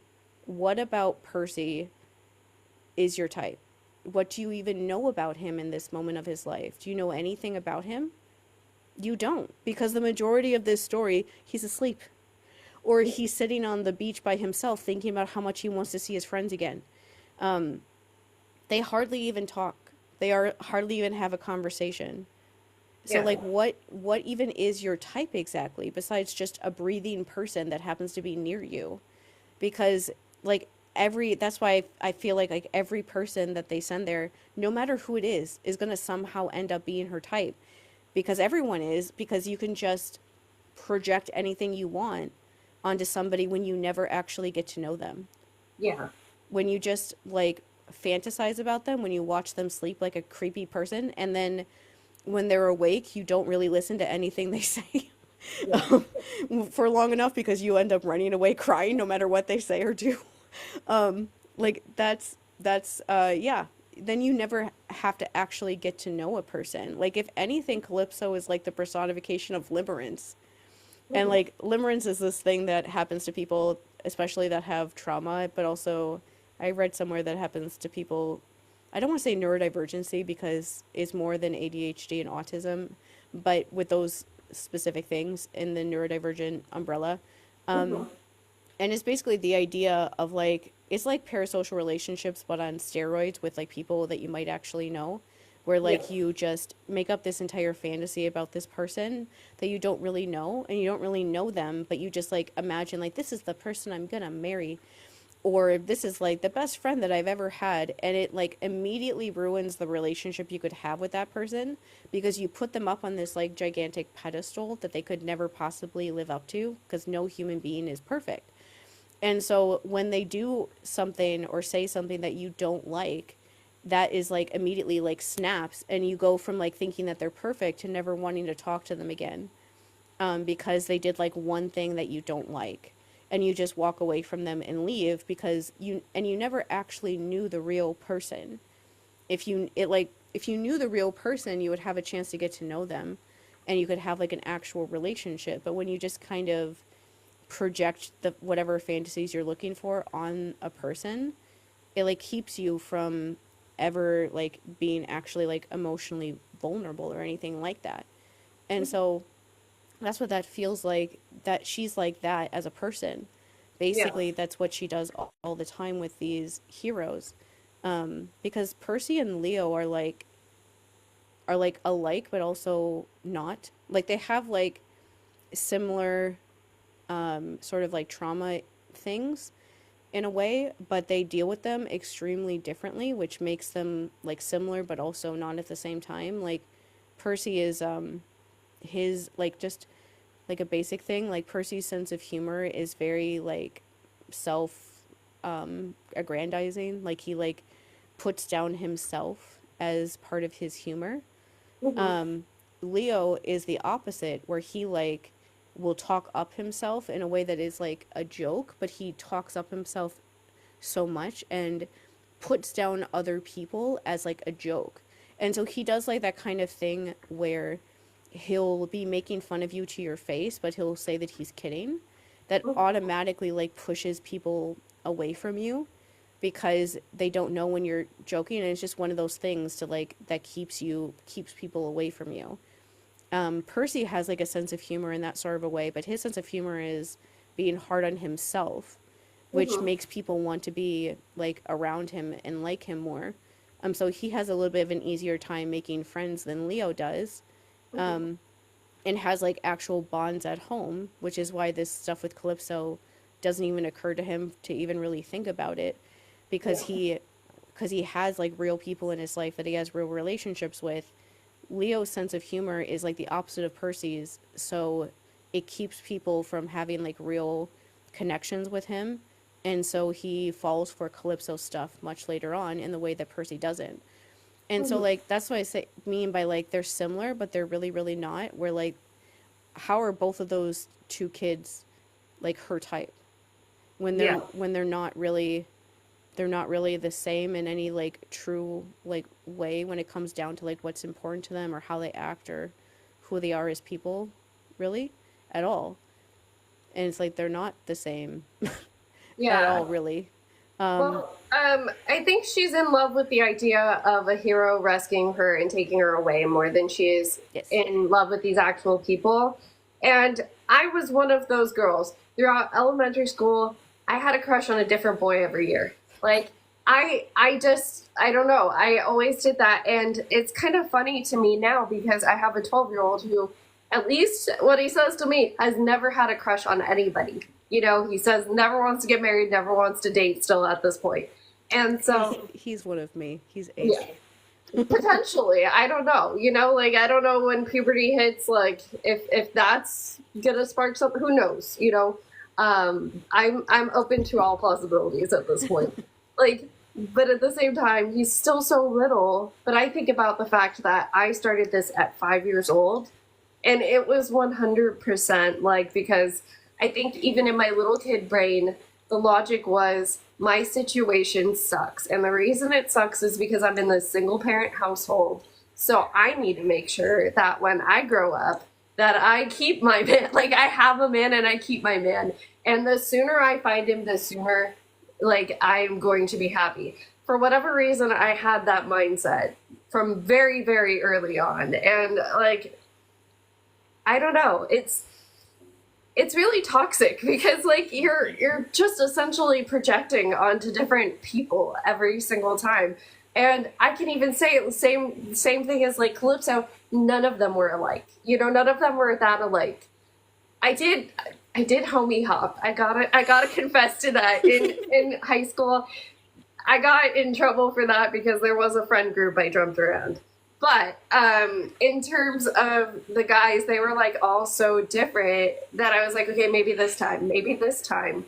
And then also, stupid me trying to backwards logic this because adults would say things like boys are only interested in one thing. Hello, hypersexuality, because if I want to get a man and keep him, apparently that's all they want anyway.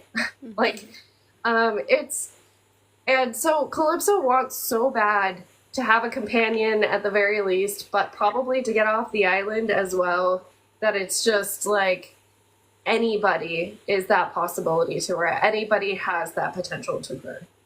Calypso reminds me of, not really me, but I'll just go with it. Me when I was like a little kid, like when I was like 8 or 9, where I would also fantasize about someone rescuing me, but then even my fantasies wouldn't go that far because I don't know, I was like too realistic somehow. I was like, no one's gonna rescue me. Like, what am I doing? I was like, it was one of those things, like I was like self-aware enough to know that these were like fantasies and that they would like never actually happen. But at the same time, when you're young and you're in a bad situation, the thing that you just think is like, oh, if somebody just rescues me and takes me away from this, then I won't have to deal with this anymore, and all of my problems will just like magically like dissipate into the wind, and I'll be like a happy person. And or you just like want somebody to take you away from like all of your problems and think that if somebody does that, then you won't have to deal with them anymore. But like at a certain point, you like realize that that's never actually gonna, that's not true, that's not real, that's not gonna happen. And like I figured that out probably a lot sooner than most people do, but I figured that out pretty only a couple years after that, that like I'm never gonna be able to escape any of this stuff. I'm just gonna, I just have to like somehow find a way to deal with it, and that's the end of it. But she never got there. Like No. she never like progressed. She's literally at like, if we think about like the whole thing of like going to therapy and like getting help for this sort of stuff, she's at like stage 1 permanently. She's Mhm. like stuck at the stage of like my life sucks. I don't want to admit that I have any responsibility for how I got here because I'm so unhappy that I don't want it to be my fault. And so I'm going to somehow make it everyone else's fault. And I'm going to somehow make myself the victim of every situation so that I don't have to take any responsibility for anything that happens to me. And I'm just going to continue to like fantasize about somebody rescuing me from my own bad choices, Yeah. and never actually figure out that like if I just like took responsibility for like one thing that I did, then a lot of these things would stop happening and they wouldn't happen the same way anymore. And then you don't need somebody to rescue you because you can figure it out yourself and then build like a much happier life without somebody running in to rescue you. But she never gets to that point, like ever. She just stays at that first place forever, and never. And there are a lot of people in life that never get past that first point of, every life coach on the internet is somebody who was in therapy long enough that they realize that they're somewhat responsible for some of the things that happen or some of the patterns that happen to you. And they were like, what if I just stop going to therapy so I don't have to deal with how I'm responsible and just get on the internet and start yelling about how everyone's a narcissist instead? That's what all of those people do. They don't, it's not a happy feeling to realize that part of the reason why a lot of the friends you have and if you do other relationships you have aren't happy or like healthy is because you are naturally like, gravitating towards people that have unhealthy behaviors because that's what you're like subconsciously looking for. That's not exactly like a nice thing to realize, but every person realizes it, and once you do, you stop going towards those people a lot more often, or you figure it out a lot sooner because you realize like, oh, this is what I'm doing. I'll try to salvage this. If it's not salvageable, then I'm gonna like go now, instead of spending like years stuck in that pattern. It's not like something that feels good, but it is really, that's what you really have to do. And it feels really good when you start figuring that stuff out and you feel better. Um, but she never gets there. It's just, God. I just always think it's so wild that this whole thing with Percy, she's just trying to figure out a way to like trap him on this island with her, and doesn't care that he's like a 14-year-old little baby, who just wants to go home and like see his friends, see his mom. Help them with the quest. He still actually is very Yeah. invested in the quest. Like So he just found out that like Luke is about to like do stuff, and he has to go home to like help them. So yeah, the big thing from this chapter is when Hephaestus shows up. yes. Um, Blazing fire just comes up the coast, and he talks to Percy. He shows him a little like TV that is a news clip of what happened at Mount St. Helens. Basically, it erupted, and they had to evacuate people. It was kind of a big deal. And he's like, you basically caused an explosion. Percy's like, okay, but how? And he's like, your dad's the god of earthquakes, bro. Yeah, and earthquakes, isn't it like there's plate tectonics like it's under the sea level, so there's a connection somewhat, at least. I think maybe the Greeks were probably partially onto it, even though the science wasn't there with that one. But anyways, so Hephaestus lets him know Grover and Tyson aren't back, but you should probably go back to camp. He doesn't exactly tell him what's going on with camp. He says it's up to you. I haven't told them you're okay because I didn't know if you'd want to stay here. And like Percy's like, wait, so I have a choice. And he's like, yeah, you have a choice. He does say something about like the choice is best made at daylight, or like when daylight comes. He also answers questions about Daedalus. So Percy's like, I'm a little skeptical of like finding Daedalus after seeing him kill his nephew in a dream. And Hephaestus is like, he can still, or wait, what was it? He says inventors are misunderstood, kind of almost making excuses for him a little bit in why he killed Perdix, of just like, he was getting a little jealous, and it's because he was a lonely, brilliant inventor, and this is what happens to brilliant inventors. yeah. Yeah. He's basically just trying to tell him like he might help you, so don't like give up on him completely Yeah. yet. Um, And he also says something about Ariadne that makes it like snap for Percy that Ariadne was the key, not necessarily the thread. And so Rick's kind of putting this onto the myth. He's adding in just how Rachel can see through the mist. I don't know if they have a word for these, like between mortal and immortal, and I don't know. But anyways, Ariadne could see through the mist, and that's how she was able to get Theseus through the labyrinth. And Percy all of a sudden thinks, wait a second, there are mortals that I know that are able to see through the mist. And he finally realizes this is what I gotta be looking for to get us through the labyrinth. So there's one more Calypso and Percy kind of. oh wait, before we get to that, this part is the part where I was like, this is making me really sad that people read this conversation and they still think that he wants to stay because of Calypso or anything, because this whole part after he talks to Hephaestus, where he tells him that he, made the volcano go off, 500,000 people had to be evacuated because of him. What's his name? Typhon is like starting to wake up, and they're going to have to deal with that later because of him. I'm not exaggerating. This is every scapegoat's worst fucking nightmare.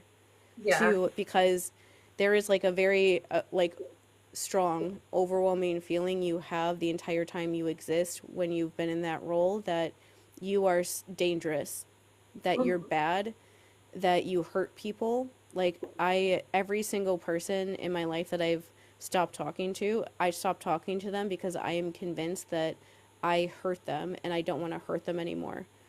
And Mhm. I just am, I convinced myself of that, and so I just stopped talking to them thinking that they're better off without me.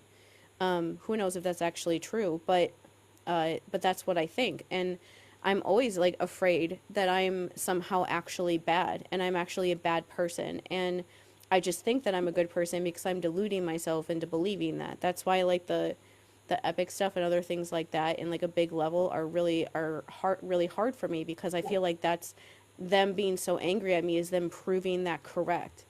And all these people in my life have told me that's not true, but then these people do this and that makes me think maybe it is true. And they're just lying to me because they want me to think that I'm a nicer person than I actually am. And that's what happening here with Percy, that he he thinks about staying on the island not because he loves Calypso and wants to stay with her. He thinks that he should stay on the island because he is too dangerous, Mhm. because he is too dangerous to stay. And like, what if my friends' lives would be better off without me? That Yeah. is suicidal ideation. It's not even that passive.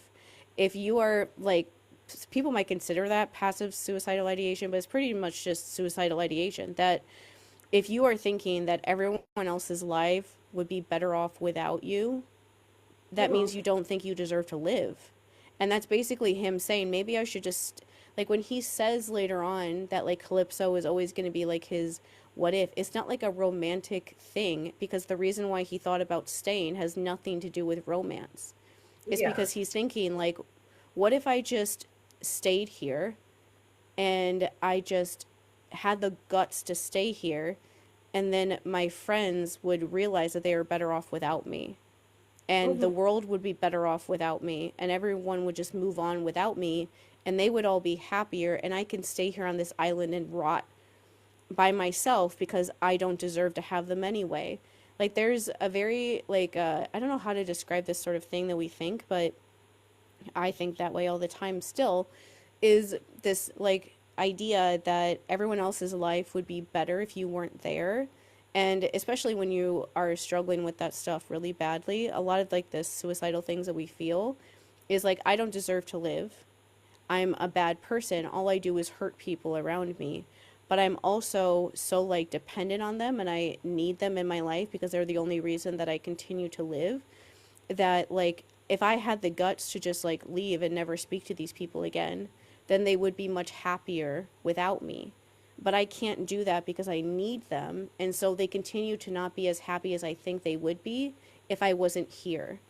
And so it's like this roundabout thing that like, that's why when I was saying earlier that just because you're talking to us and we seem like we're fine doesn't mean that we're actually fine, because we're thinking all the time that us having friends is actually a really bad thing. Because if we would just leave those people, they would be happier without us, but we can't make ourselves leave. And so even when we have friendships and have relationships, we can see it as a bad thing, that Yeah. we're like dooming those people to never reaching like their full potential because we've somehow stopped them from reaching it. And so like Percy during this part is contemplating staying on this island because he thinks the world would be better off if he was dead.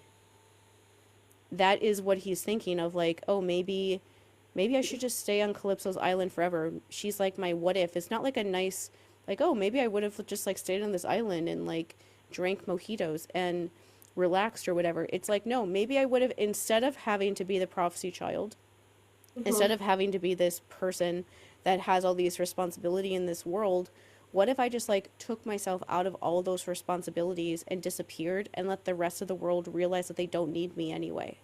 Like, that's what he's actually thinking. That's really depressing. That's really sad.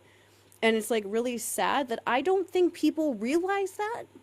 Like, just because I've never seen anybody talk about this before, and I was like shocked reading this part again, like, because I don't remember this, because I would not have remembered this the first time when I read these books.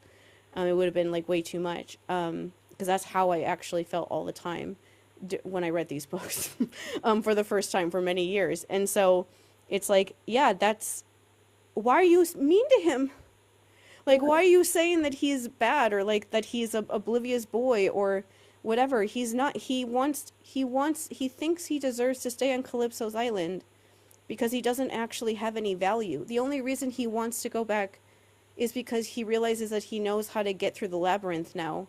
And so he has like something he's useful for. He has like something he can offer people. If he didn't figure that out, he might have stayed, not because he wants to be with Calypso, but because he doesn't think he has anything to offer anybody without having something like actionable that he can do. Like, I don't know that the other chapters when they're like back in the labyrinth, when I was reading this, I'm like, I don't think you should be in here already. Like, I think you should still be resting. Like, you're still not like physically okay. I'm not sure you should be running around the labyrinth right now doing all the things that you're doing because you haven't really fully recovered yet. But he's doing it anyway because he doesn't have a choice. He has to do it.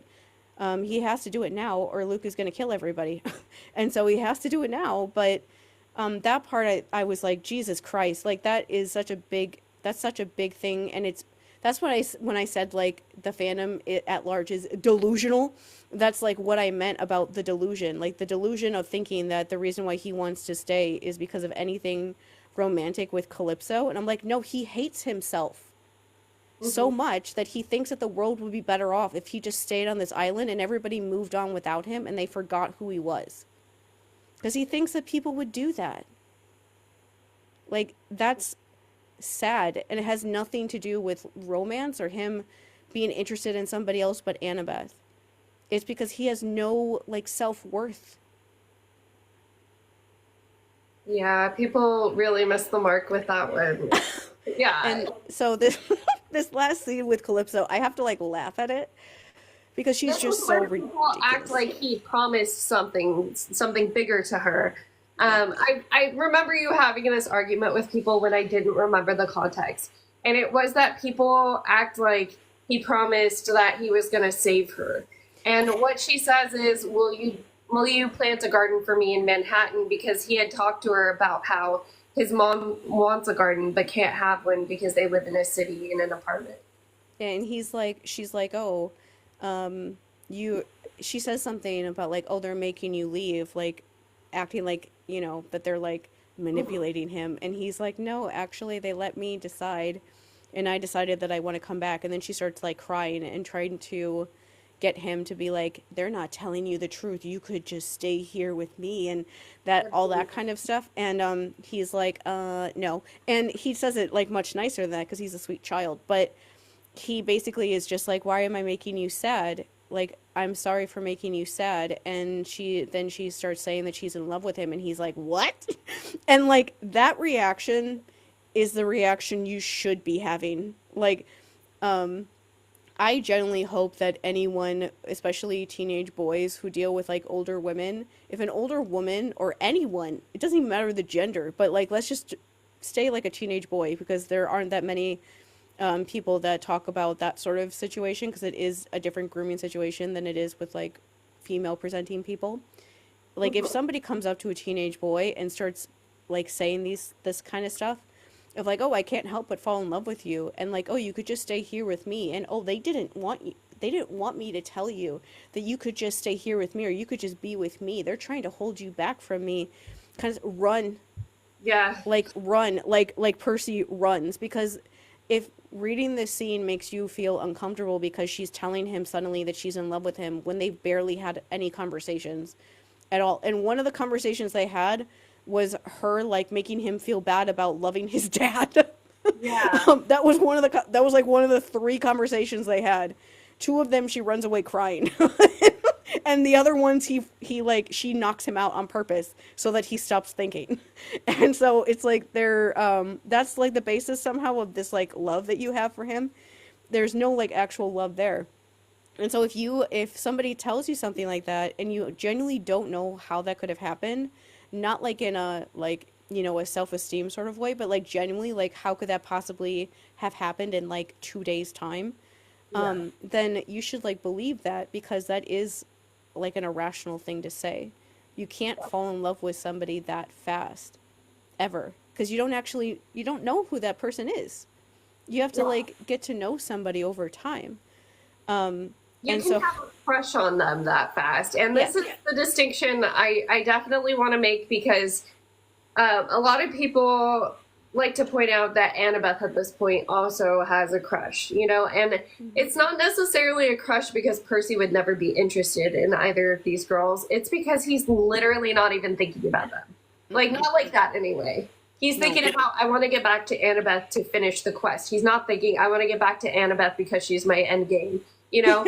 And yeah, so, he's not thinking about that. Like when she's like, "Oh, I'm in love with you," he's like, "What?" Like, 'cause that never. He's not thinking about that at Annabeth all. kisses him. He's like, oh. Yeah, so people point out he didn't do anything or say anything when Annabeth kissed him last chapter. And, like, that means absolutely nothing because they were literally in a life or death situation and he was just like, okay, I'll deal with that later, kind of Like, I'm thing. sorry, was he supposed to kiss her back when when those like when the telekine things were about to show up and like kill him? He knows that they're coming. He's confused about why she's even doing that in the first place, because he doesn't think about himself like that. He doesn't even see it as like an option that people would feel that way about him. So like he's just confused about why she did that, and I'm sure he thinks like, "Oh, she did that just because I'm about to die or something." Okay. But he's not thinking about it as like this like declaration of feeling or something, because I wouldn't say even declaration of love, because they you can't really do that when you don't when the other person isn't really aware of how you feel, kind of thing. Um Yeah. but it's just like, yeah, they he doesn't know, and it's not because he's like a absent-minded boy or Mhm. something like that. It's just because he's dealing with all these other things, and he's a traumatized child. Like, you're in his head, you know his extreme lack of self-worth because you listen to the way he talks about himself. Um, Yeah. and so it's like, you know that about him, and so you have to remember that about him in every other situation too, including how Annabeth, like how he reacts to that kind of stuff. Yeah. But either way, Let's get to the next chapter before yeah. we get into the Annabeth stuff Yeah. because He either way he leaves, and the main ending thing is to remember that the reason why the whole thing of Calypso saying like the whole he promised Calypso he would get her off the island thing is a thing is because Calypso lies to Leo and tells him that. Calypso tells Leo in Heroes of Olympus that Percy promised her that he would get her off the island, and when like Leo gets all upset and is like, he promised he would do that and he didn't do that, and she does not stop him from getting upset at Percy. He doesn't like actually tell him the truth. And she just kind of goes with it because, it gets her what she wants off of the island. But that's why it became such a big thing, because she literally tells him that. And then Leo goes and yells at Percy when he's super suicidal, and I wanted to literally jump into the book and slap the shit out of him. When I read this the first time, everybody feels like that pretty much during that chapter, because it's like, oh my God. And Percy just like is like, yeah, it is my fault. I'm sorry for not saving her. And you're like, oh my God, stop, stop. And yeah. that's why this stuff makes people so upset, because she never should have said that to him. That never should have happened to Percy back during that time, because he never promised her that. He promised that he would bring her nice plant home so his mom and him could start a garden in Manhattan, because she's never been to Manhattan before. He does try to free her in the next book, but it's not because he promised to do it or he's like he has to do it. He just does it because he's a nice person.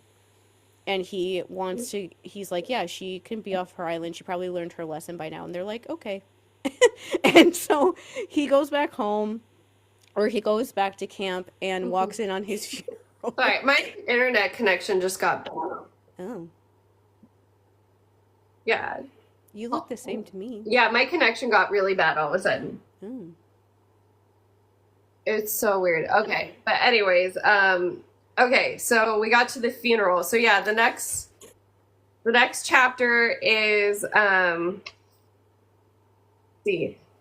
Wait, we hire a new guide. Yeah. So he washes up on Camp Half-Blood and realizes like nobody's around. Like he goes literally everywhere. He's like, what's going on? And then he sees smoke and he's like, okay, so I'll go over there.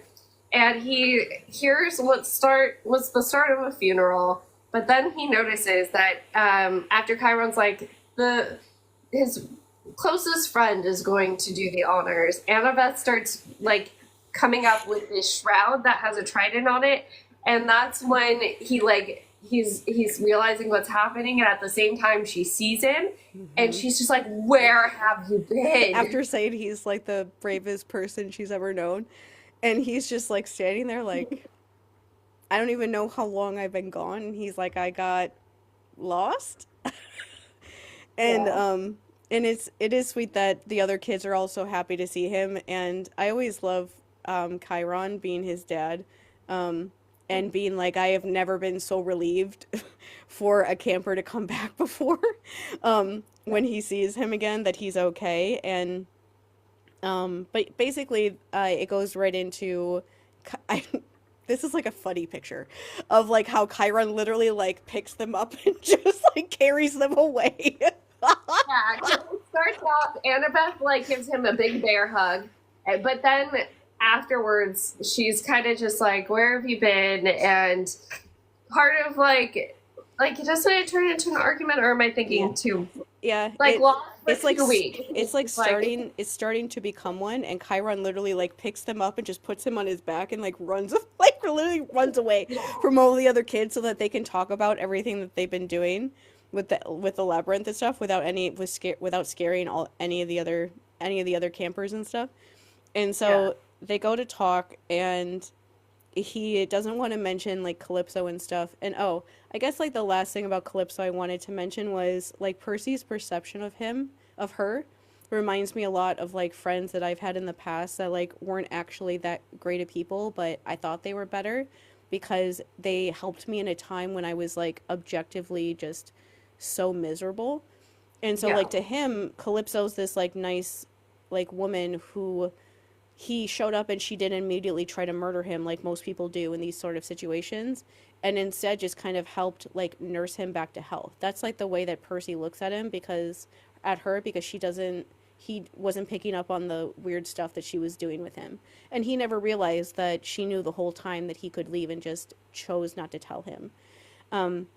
And so like it makes a lot of sense for him to say like that he doesn't want to tell them about Calypso, because that's a very vulnerable like time for him to be like that physically and like mentally kind of out of it. And that's hard to talk to other people about when somebody is helping you during that time. So he doesn't want to tell them, but they basically figure out just from the fact that they thought that he was dead and that he's not, and that saying that he didn't know how much time went by because he was in a place with like weird time things, that they Mhm. realized where he was.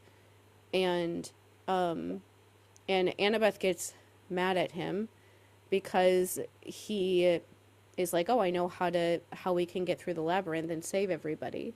Yeah, We and have they like to." don't say it right away. Like Rick waits for the reveal, but like we already said it, it's Rachel. He needs to find Rachel. And because she's been jealous of Rachel since, like Percy exploded out of good high school or junior high, high school. High school. Yeah, that like she's been jealous of her the entire time. Like, who's this girl writing her number on you, kind of thing. Hmm. And so finding out like, oh, and now we got to bring this girl on the quest. And this is where I want to talk about Annabeth's crush, because crushes inherently are just projecting onto people. What Annabeth is thinking here isn't fair. She's thinking, he's been gone for 2 weeks, likely on Calypso's island. Why 2 weeks? Why did he stay so long? Not considering at all the condition he came back in. And when it comes to Rachel, every time Percy has run into this girl, it's been by accident with monsters chasing him. It's not necessarily because he's like trying to look for a girlfriend when Annabeth is off in San Francisco. Or, like in the case of Titan's Curse, she was literally captured at the time. So, it's happenstance that this girl is kind of in his life, and that They just so happen to need her now. And Annabeth has always wanted to lead her own quest. You would think she would want to be successful. And so finding out this person is the key, she can't get past her own, like, hubris, for lack of a better word, of like, well, I'm supposed to end up with Percy, so who the hell is this girl? Yeah. And I think it's also a thing of like, I want to be able to be the one to like solve the quest and do everything on my own. And it's Mhm. like none of the quests have ever happened that way. They always end up needing somebody else's help. Like Percy Yeah. always did in the ones that he's been on so far. Um it doesn't mean that you're not like a good, demigod or hero or whatever, or you don't know how to handle it if you do. But for her, she sees her. It's like the fact that she yells at him, and is like, "You're the most annoying person I've ever met." Right after he comes back, and he's like, "So much for being like the bravest person you've known," or whatever. And Chiron gives him like a little pep talk. But it's that like she says that to him and has nothing to do with actually him. Yeah. Um, she's jealous of things that don't exist. Like that sounds weird, but it just is. He doesn't have any feelings for Rachel. Rachel is not the reason why things are so weird between you guys. It's understandable that she might feel weird about Rachel because she's like a normal girl, Mhm. and Annabeth is very much not. She's been in this world since she was so little that there's a lot of like human experiences that mortal kids have that Percy had that she's never had. So it's Yeah. understandable that she might feel jealous of that, but it's also a thing of like it's still not right to like take that out on him, because Mhm. it's not his fault that she has this power. It's actually like an amazing sort of gift that he even met her or saw her in the first place, because otherwise how are they ever going to find somebody to go in the maze with them if they didn't have Rachel? They wouldn't have Yeah. anybody like his mom. Like no, they would never bring Sally in there, but like that's the only other person they know of that's like a mortal that could go through the maze. And so at least and instead of being like, relieved that they could find someone to go through the maze so that they can save camp and everyone won't die, she's mad because it's somebody like that she wants to be better than, and it's like there's no competition happening here. Percy is just a person. He just has other people in his life. And it's the thing that's hard to about that is that if she understands that he was on Calypso's island, which she seems to, it should also be in her mind that the reason why he was on her island is because he actually almost died. And if Mhm. he didn't come back for a while, it's more than likely that he couldn't, because this is Percy Jackson. Do you really think that he would stay on an island just like gallivanting there and like relaxing with a pretty girl when he knows that everyone is about to die when he's at home, and he wouldn't immediately go like running back to get back to everybody? Of course not. That is the reason why you kissed him, Annabeth, because that's the shit that he does for people all the time. And so Yeah. like that about him, but she's just like not letting herself think about that because she wants to just stay in like this place of like, I have this crush on this guy and he's not noticing me. And it's like there's and especially it's weird when you also consider the fact that this doesn't come up until the next book, but I'm pretty sure at this point in the general timeline that that Annabeth, there's this whole thing that happens where Luke shows up at her house when she's at her dad's house in San Francisco, and he asks her to run away with him.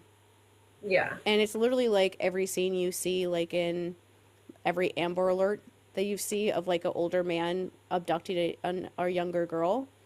It's literally that of he shows up at her house when she's like what 14, 15, and he's like 22, and asks her to run away with him, not tell her dad she's leaving, and not tell anyone where she's leaving because no one else would know that she's leaving because she's at her dad's house, so no one else would know what she's doing when she's there across the country from everybody else. And so Mhm. he goes to talk to her knowing that no one else who would stop her is around, and asks her to just run away with him and be like I want to run away from Kronos, run away from me, like run away with me and things like that. And she obviously doesn't, thank God. Because that would be like terrifying, but it is like that has probably happened already by this, like that had probably already happened before this book actually started, because of the things that happen in this book to Luke. It can't happen after this book is over. And so she's already had that weird thing with like Luke, and so it's like, ma'am, you are the one being weird too. You're being weird. Like you're being weird about Luke. You're being weird about this stuff. You're not telling him that this huge thing happened with Luke because you know it will make him upset. And you're like protecting Luke still by not telling anybody that this happened. You should have told everyone that this happened. And you're not telling anybody because you're trying to protect him still. And so it's like, are you sure that Percy's the problem? Like he's not doing that. He's not hiding things in that sort of a way from you because he doesn't want to. Like the next thing that happens after this part is when Percy has like dreams, where the dream that's like the scariest one is when he sees Nico, basically, without showing him. It makes it pretty obvious that it's likely Nico being caught by Luke's people, and that's terrifying. God, like I forgot that happened, and I was like, oh crap. Because that's like, that's really bad. Said, oh crap. Because like we find out Luke gets a message, we've caught a demigod. So we don't know what demigod it is. We just know he's caught a demigod. Yeah. And we do hear later on, like when he wakes up and he talks to Annabeth, like Annabeth tells him like, oh, I didn't sleep last night because I had this dream about Luke's people saying that they caught Nico. And then Percy immediately tells her about the dream that he had. So he's not like keeping stuff necessarily from her in that way to be like secretive on purpose or to like protect somebody. He's just not telling her things if he thinks she can't handle it. That's very different than what's going on with her. But besides that, the other dream that he has, I felt really weird about like what I thought about this dream with like what's his name, Minos and Daedalus. And because so this is something, Minos does die this way in mythology, well, similar way. So what happens is immediately after the flight of Icarus and Daedalus, where Icarus, doesn't make it, but Daedalus does. He goes to Sicily, and Sicily is where Cocalus is king. And so he kind of just takes refuge there. He helps him build some monuments and stuff. And he does teach his daughters in some of the mythological versions as well. None of the daughters are named, though. And in Rick's version, we do have a name. It's specifically a daughter, Aelia, who's kind of like leading the charge here of... she suggests as Minos comes into the kingdom, Minos had been going around with this puzzle and telling everybody, if you can solve this, I'm going to give you all of this treasure. And so the puzzle was to thread a piece of silk through a shell. And Daedalus solves it by drilling a hole and having an ant walk through it and putting honey at one end. I remembered like hearing this shell thing, but I didn't remember what it was from because it was just one of those things. I remember one of my Latin teachers explaining it to me in high school, and I was just like, I don't remember what myth this is from. And then all of a sudden it clicked, and I was like, oh, okay, yeah, because that does sound like Daedalus. Anyways, so Minos knows immediately whoever solves this puzzle is probably Daedalus, and he's still looking for him because, he killed the Minotaur, he took his daughter, and he's still pissed about all of that. So in some versions, there's like full-out war between Sicily and Crete because of this, that Cocalus actually defends Daedalus like with troops and stuff at some points. But other versions, it's this, where, so what happens is because Minos comes in, he does the puzzle, and he figures you guys have Daedalus. They're like, okay, we'll give him to you, but like first, Xenia, we got to treat you like a guest. So let's let's get you bathed, let's get you new clothes, let's feed you. And once he's in the bath, it's Cocalis's daughters that take him into this bath, and they have they reveal that it's kind of they've been learning under Daedalus. They really like Daedalus, and then Aelia, the daughter that's named in this one, she gets a device out that wraps him up. Like it's a couple different devices actually, and it basically mummifies him in metal, and then his body disappears. And like Daedalus says, it's a painless death, but Minos had said, "I'm gonna follow you even after death," so like that's not even gonna stop me. And so Daedalus realizes, like, yeah, he's gone for now, but like I'm gonna have to keep running, and I'm gonna have to run back into the labyrinth. Mm-hmm. And the thing I thought of that was like, was it worth that? Like, is revenge really worth it? Because I guess you got your revenge. Like, Minos is dead, but the way that you killed him, you now are stuck having to go into the labyrinth for the rest of your very long existence, Mm-hmm. and he's always going to be chasing you. So, like, is it really worth it to get revenge that way? Because you kind of, like, damned yourself by getting it. What if you just, like, let Minos live and die naturally and just, like, stay away from him? Then you would have been able to, like, live in peace a lot longer. Like, we were talking about this before we started recording, but, like, literally everything with this book is all, like, mental games. Mm-hmm. It's all like mental things you have to get over. Like Percy coming back from Calypso's island was about whether he thought that he basically deserved to be with the rest of the world. It had nothing to do with like, you know, strategy or whatever. It was all about like how he saw himself. Annabeth, all of that stuff we just said is about her just like projecting things onto Percy and things like that, and Luke for that matter. Every like the stuff with like Chris Rodriguez, that's another thing. Like during this part, they mention that Chris Rodriguez has like given up and he's just like laying in bed and doesn't want to do anything anymore. That like makes me nervous about things happening with camp. Yeah. Because he's probably having dreams about things that Luke is doing in the labyrinth, but he can't likely like tell people because he can't really say it. But he probably is having dreams and stuff about that kind of stuff too, since he was stuck in there with Minos and stuff for so long.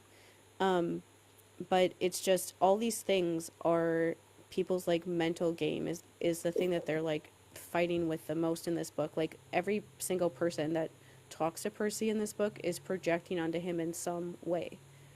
Yeah. Whether it's like Annabeth, Nico, Calypso, like everyone everyone is somehow doing that with him, and he's just kind of reacting to that. Even Rachel, as time goes on, because I just don't know if it was worth it for. I don't think it was worth it for Daedalus to do that, but I also didn't go like the revenge route in my own life, and I know that it paid off, and so I don't think that is like the best route to just get revenge, because it usually doesn't last, in like a way that I think is worth it anyway. But anyway, when they, God, this these scenes with like Rachel and Oh wait, Annabeth. we have to visit Sally first. Oh yeah, Yeah, so they because obviously Sally had heard, you know, he's likely gone. And so Sally immediately hugs Percy. I was like, I knew that wasn't true, but at the same time Percy notices she looks like she's been crying. And so he asks her a little bit about her ability to see through the mist, and we find out that with age it's just kind of diminished. So while she was able to really see through it when she fell in love with Poseidon, she was not able to see through it as well as an adult.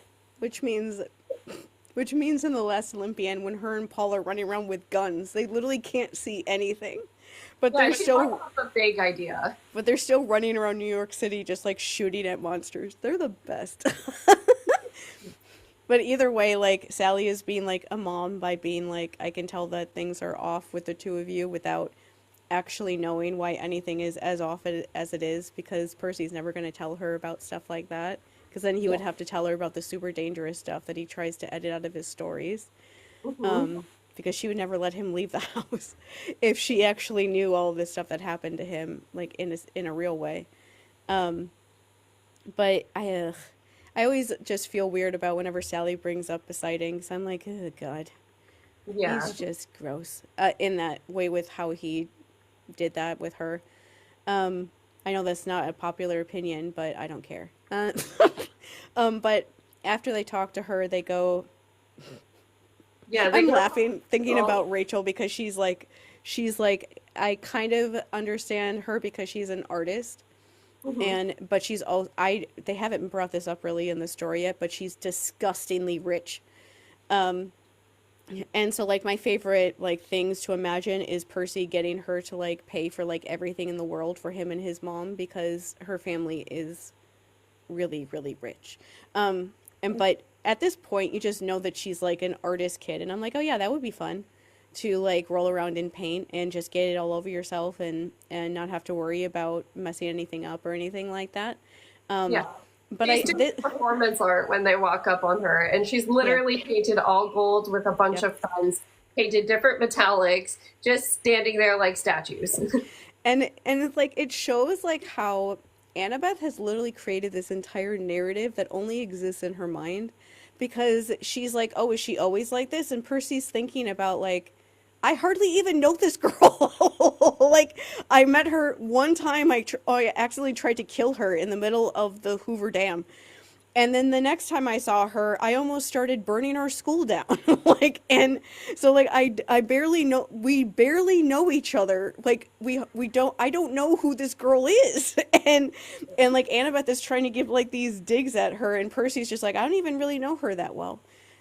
She kind of scares me because every time I'm around her, I somehow end up like hurting her somehow, and I don't mean to. And she freaks me out because she knows about these things that people like her are not supposed to know. Yeah. But it's just like funny that she's created this entire like narrative in her mind that they're like secret lovers or something, and Percy's like, I don't even know this girl. I didn't even know that she was an artist until this moment right now in my life.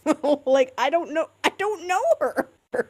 And so the part, of course, that people always talk about with this book is Annabeth's just being the biggest bitch. Like, I'm not gonna pretend. She's being a big bitch. She's reminding me of all of like the high school girls that terrorized me in high school. Of like when like Rachel asks a question or she's like, I'm just thinking, and she's like, was it hard? I'm like, oh fuck you. Yeah. Like, and Percy immediately doing like that, having that reaction of like, stop, stop being mean to her, and like genuinely, yes, like you have no leg to stand on, to the point that like when Rachel is like, wait, you, like she looks at Annabeth like, you need my help, because she's like shocked that, because in Rachel's mind, Annabeth is like this big, strong, tough, cool girl, and so she's like, how could you possibly need my help? And it's like, what? And Annabeth is like being so mean to her, and it's like, would you, if you calm down for 10 seconds, you realize that she probably respects you a lot and thinks that you're really cool, but you're Yeah. so busy trying to insult her.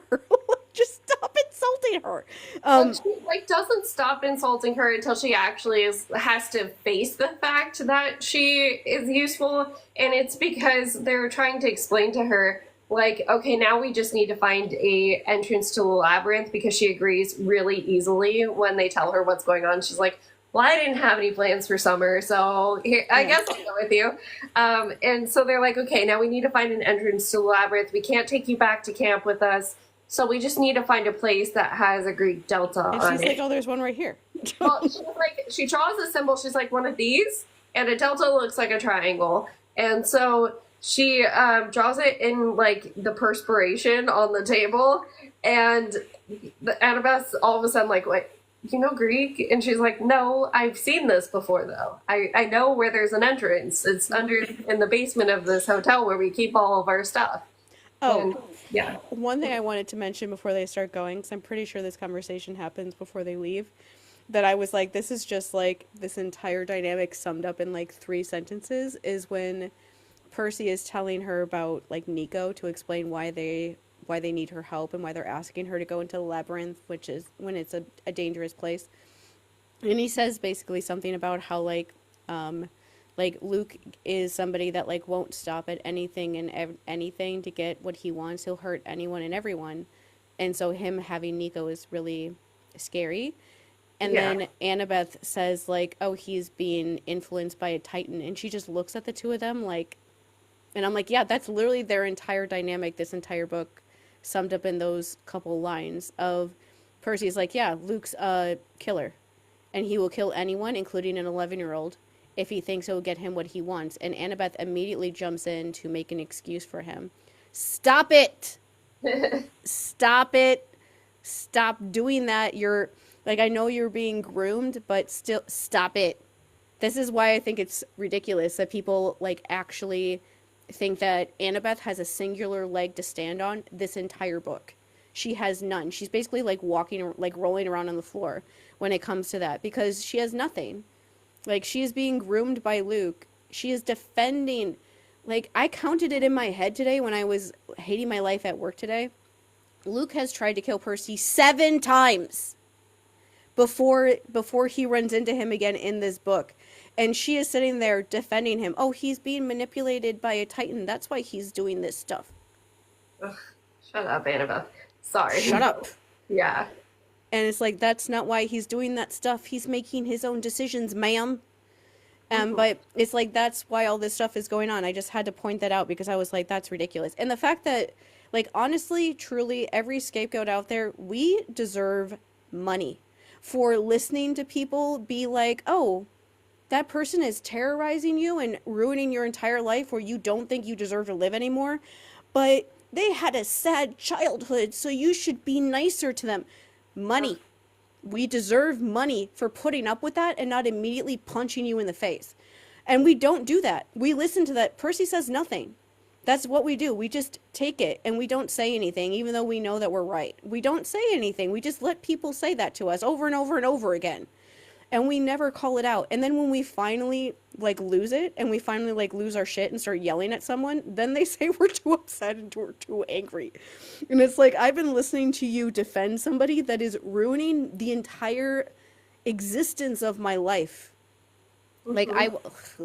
Like, I walked around in, like, actual physical pain for years because of that person in my life. And I had to listen to people make excuses for why he was like that and why I should be nicer to him. I deserve compensation for dealing with that. And so do you. And so does Percy for having to deal with Annabeth for all this time, immediately making excuses for Luke. If you didn't say that, would the world explode? If you just let him say that without immediately having to like make it not that bad, would that somehow would your brain just like fall out of your head or something? Just stop. Like, my God, that's like that stuff that like I really wish people understood how painful that stuff actually is, and that we deserve money compensation for dealing with that and not like just losing it. At a certain point, because that is really every single time somebody says that, it hurts every single time. Like, it never gets any better, no matter how long it happens. It is always the worst. And so I'm glad at least she realizes it because he's dead soon. But sometimes it goes on a lot longer than that. And that really sucks. And so either way, they go into the labyrinth and basically like immediately get... But I will say one part that was funny with Annabeth that reminded me of what you said in the beginning of like, Annabeth, why do you keep telling the labyrinth what you want to do so that it immediately doesn't listen to you? And it's just like the thing of like, she wants so badly to be able to like figure out what the labyrinth is doing because she read enough books. And even though she knows that reading enough books won't magically make that happen, she still will not give up on that, where she's still... Even when Rachel's there with them, trying to, like, do that still, and she's wrong every single time. And it's like, every single time you're wrong about it, so, like, why not listen to the person that is actually right about it for once, instead of continuing to try to send them the wrong way. And it was just, like, funny to see her still try to figure out the labyrinth and still be wrong. And I'm like, this thing is here to humble you. Like, that's what the labyrinth is here for, Annabeth, is to humble you about... You can't, like, outsmart everything just by reading a bunch of books about it. You just can't. Well, okay, so this is at the start of chapter 14. So the 3 paths that this immediately happens in, Percy sees one that has his interest, and it's one that looks like the one that Tyson and Grover went down. Mm-hmm. But when Rachel looks at it, she's like, okay, but those roots are moving and that freaks me out, so we're not going that way. And then Annabeth says, okay, but there's columns this way, or like some sort of architecture this way that looks like it's getting older, so let's go this way. And she's like, okay, but there's a trap down that way. Mm-hmm. And so she says forward's the only way, but immediately forward they run into Dracaini. Mm-hmm. And so these Dracaini and Kelly take the three of them to what looks like a gladiator ring. And so they tell him that you're going to entertain us, Percy, and they take Rachel and Annabeth hostage. Now, the arena that they're watching is a centaur and a giant fighting at first. And Percy's instinct is to help the centaur because the centaur is losing this battle. But he gets told, if you help him out, we're going to hurt your friends. So he has to stand back as this battle happens. And it's literally like the movie Gladiator, where they give a thumbs down if you're allowed to do the KO. And so, yeah, like. And oh wait, like who's the one giving the thumbs down again? The one giving the thumbs down is Antaeus. Now, Antaeus is from Hercules, and this was after, or it's like in between the Garden of the Hesperides. I don't think it's one of the like proper 10 labors. But on his way to, or through Libya, I think is where he ran into Antaeus.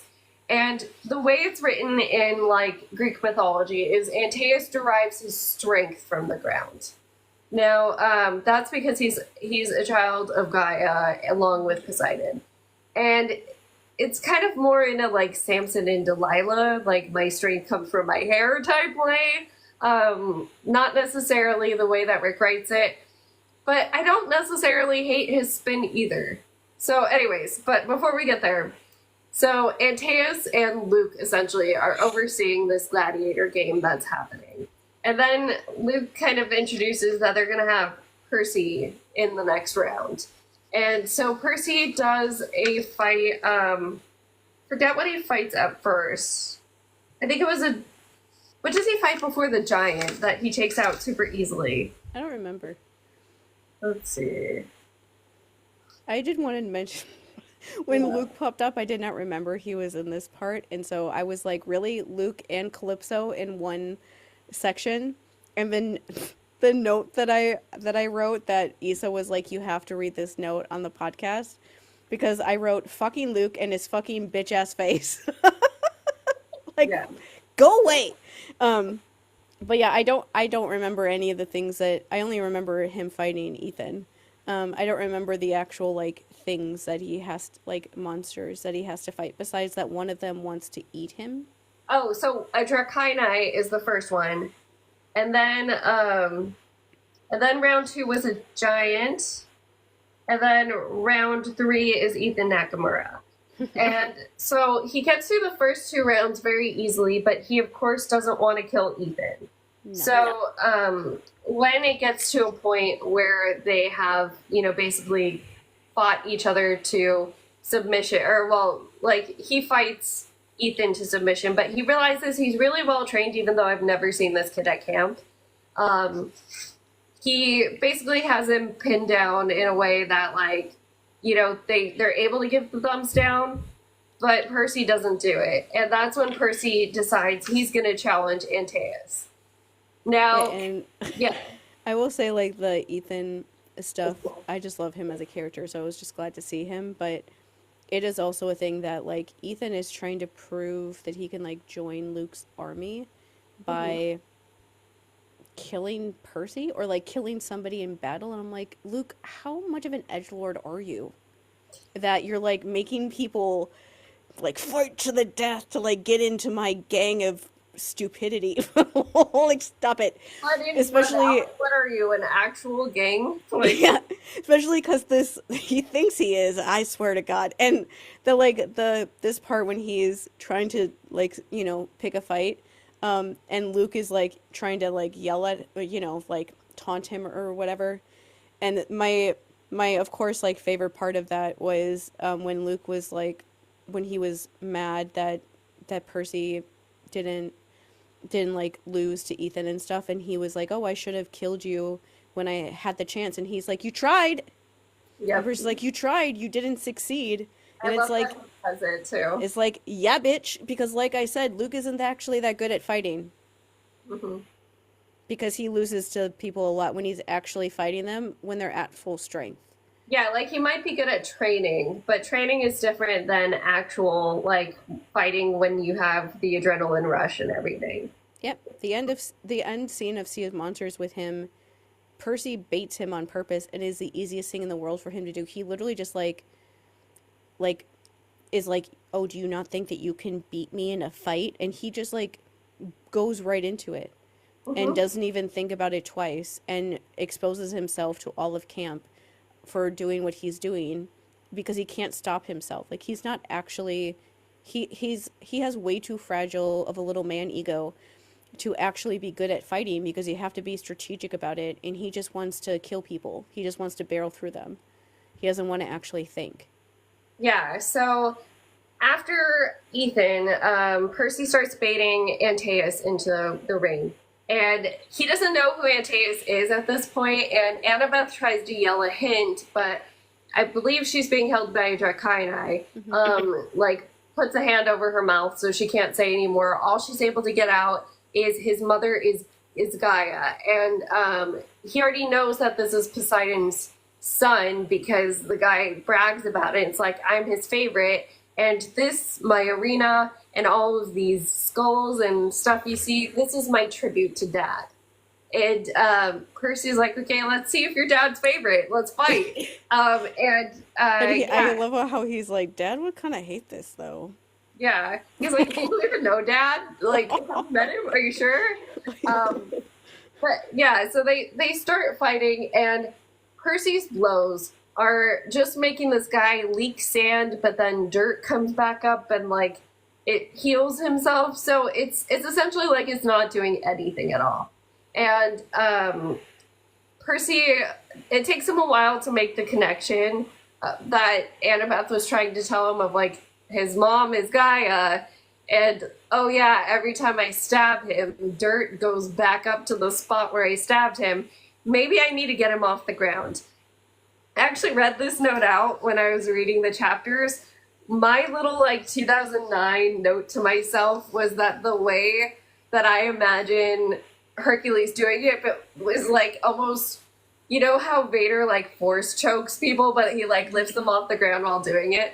That's what I imagine Hercules doing when he fights Antaeus. Because we just find out that he like strangles him. In some versions, it's a bear hug that breaks his spine. But he has to lift him off the ground in order to like take away his strength and then like be strong enough to break him, essentially. And Percy figures this out, like, I need to get him off the ground. He sees the chains that people are hanging off of, like corpses, people, and he decides, I'm going to somehow get him up there. So, do people still climb rope in gym class? Because he references climbing rope in gym class, and I want to be like, Rick, I don't think we do that anymore. They definitely did back then because Yeah. I did that when I was in high school, and that was only a couple years after this. Yeah, I never had to do that in gym class. And so he climbs the chains. He gets Antaeus, kind of lures him up, and then finds a way to hook. Antaeus is just wearing a loincloth. So he just like, he hooks him under the loincloth and then tries to get him tangled up in the chains that are up there. He successfully does it. He makes like a little remark about how his mom says, you can tangle up anything. And so he uses that magic to his advantage. And Antaeus, while he is dangling up there, he's able to finally stab him and not have him regenerate because he's not on the ground. Yep. Yeah. And he beats him. I love that part always whenever Percy is being like showing off that he is smart and just figuring things out without anyone else being able to help him. I just appreciate whenever that happens so that I can use that when people try to say that he's not smart. Because he is. Thanks. Yeah. And So after they win, because he had made a deal with Antaeus, like, if I win, you free all of us. and we get to go back into the labyrinth. If we lose, you get to take us out. And so he tries to get Luke to agree, like, I won, a deal's a deal. He swore on the river Styx, and Luke is like, okay, but the deal died with him. So Percy's surrounded by monsters who are watching this fight. And Annabeth and Rachel are still within the grasp of monsters. But then he feels the ice cold whistle, the Stygian ice whistle that has been in his pocket. It reappeared after the monsters took stuff from him, and he feels it at that moment. He's like, okay, what do I have to lose? Like, literally, there's nothing else I can do here. So I'm going to blow the whistle. And it brings in the Hellhound from camp. What was her name again? Oh, Miss O'Leary, Mrs. O'Leary. Yeah. Oh yeah, because one of the things with this part too is that Chiron mentions that Quintus like ran away from camp, and they think that he's betrayed them. And in the dream with Luke, Luke mentions that Quintus will come through for them. Yes. And so there's all these things about like whether they don't think that they can trust him or not. And so then when the whistle works, you're like, are you kidding me? Like, that thing could have worked this entire time. Like, I don't know what he would have done in this part to get out of this situation. But it's also a thing of, like, so many things would be different if he would have used that in the volcano. If he would have used it in the volcano, that Mrs. O'Leary would have taken all of those monsters out, and he wouldn't have ended up, like, exploding it and on Calypso's island in the first place. Yeah. And you have no idea, like, how different things would have gone if that's how all of that would have happened. You know what I actually thought the whistle was for before we got here was, like, because I accidentally gave myself that spoiler of who Quintus was, I thought it was going to I thought, like, Miss O'Leary would lead them through the labyrinth. Like, I thought that that's what the whistle was for. Mm-hmm. Yeah, I honestly didn't remember what it was for until, like, right when it was happening. And then when he did it, and they were, like, waiting for a couple seconds, and then I was like, oh, I bet it's for, like, Mrs. O'Leary, because for her to, like, show up and get them somehow out of it. And it was, like, adorable to hear him being like, heal Mrs. O'Leary, gigantic dog who likes him. So, because he went and saw her at camp, and she's nice to him, and when she's not nice to, like, anybody else at camp. And so it was just funny imagining him, of course, talking to animals as if they're, like, normal sized. Just being like, can you please not kill these nice little people that actually want to hurt me? Just help us get away, and then let them do whatever they're going to do. More of them, I think, are able to escape. I feel like the implication is Ethan ran with them, right? Yeah, he told Ethan, like, run when you have an opening, like, run. And Ethan's like, huh? Because he doesn't know necessarily who Percy is in that way, or, like, what he's really trying to do. He's like, wait, I was just trying to fight you to, like, join this gang of stupid, and now you're, like, helping me get away. And it's like, what do you mean? That's, like, Percy and Ethan's entire dynamic, which is why it's so interesting that Ethan is always like, why are you being nice to me again? And Percy's like, this is just what I do. But it is like that someone should be nice to Ethan, thank you, and not try to make him do whatever the heck Luke was making him do. But yeah, and it sounds like they're about to get away. The thing that is interesting, like, I guess we'll say for, like, people who have read this book before and actually remember it, because you don't have, like, a dissociation disorder, like me, or you're just, like, young like she was and don't remember it, is, like, the only thing that I remember from the rest of the book from this point forward is the big scene with Luke. Which the blue hairbrush scene, everyone knows that scene. Anyone who knows whatever knows that scene. Okay, got it. That's the only scene that I remember for the rest of this book. I have no idea how this book ends. Like, I have no idea how it ends. I'm generally, like, when I'm reading the book, I'm generally, like, afraid of what's going to happen to Nico and what's going to happen to Camp, because I know that something really bad happens, because I don't remember it. The only scenes that I remember from the end of this book is that huge scene with Luke, and then the very end scene with Nico, which is, like, the very last scene of the entire book. And And that's all I remember from the rest of this book. There's a bunch of stuff that happens. I know it's there, but I don't remember it. And the fact that I don't remember it means that it's really upsetting because I don't remember it. Yeah. And so it's like, okay, I'm really interested. I'm honestly like it. It's weird because I've read these books so many times before, but I'm like reading it, like scared, reading it like I would be for the first time because my brain blocked out what happened because it was not nice things that I did not want to remember. And so I generally don't remember like what happens. Like I know they eventually find Luke somewhat soon because that's we're like leading up to that big confrontation sort Mhm. of thing happening, but I don't remember like how it happens or like what happens with Nico or what happens with Camp, and I know that things like that happen with them. I just don't remember how, and uh, that should be interesting. Um, Yeah. the only other thing I thought of what that we wanted to mention, I guess, was I did like a video today where I was talking about the whole thing with Annabeth, where I said like Percy is not the guy that you knew in high school that you had a crush on that didn't like notice you. If you can't notice that when you're reading this book, when you're literally inside his head, like I give up. And like one of my favorite things that happens on TikTok is that anyone who knows me in any way, they'll like send me videos and a lot of times where they want me to yell at those people, and I love it when you guys do that. And so Mandy sent me a video of this girl going on. I did not watch the entire video. The clip that I like stitched was like the longest I lasted in that video before I just like lost it. But the video was basically her being like, "What?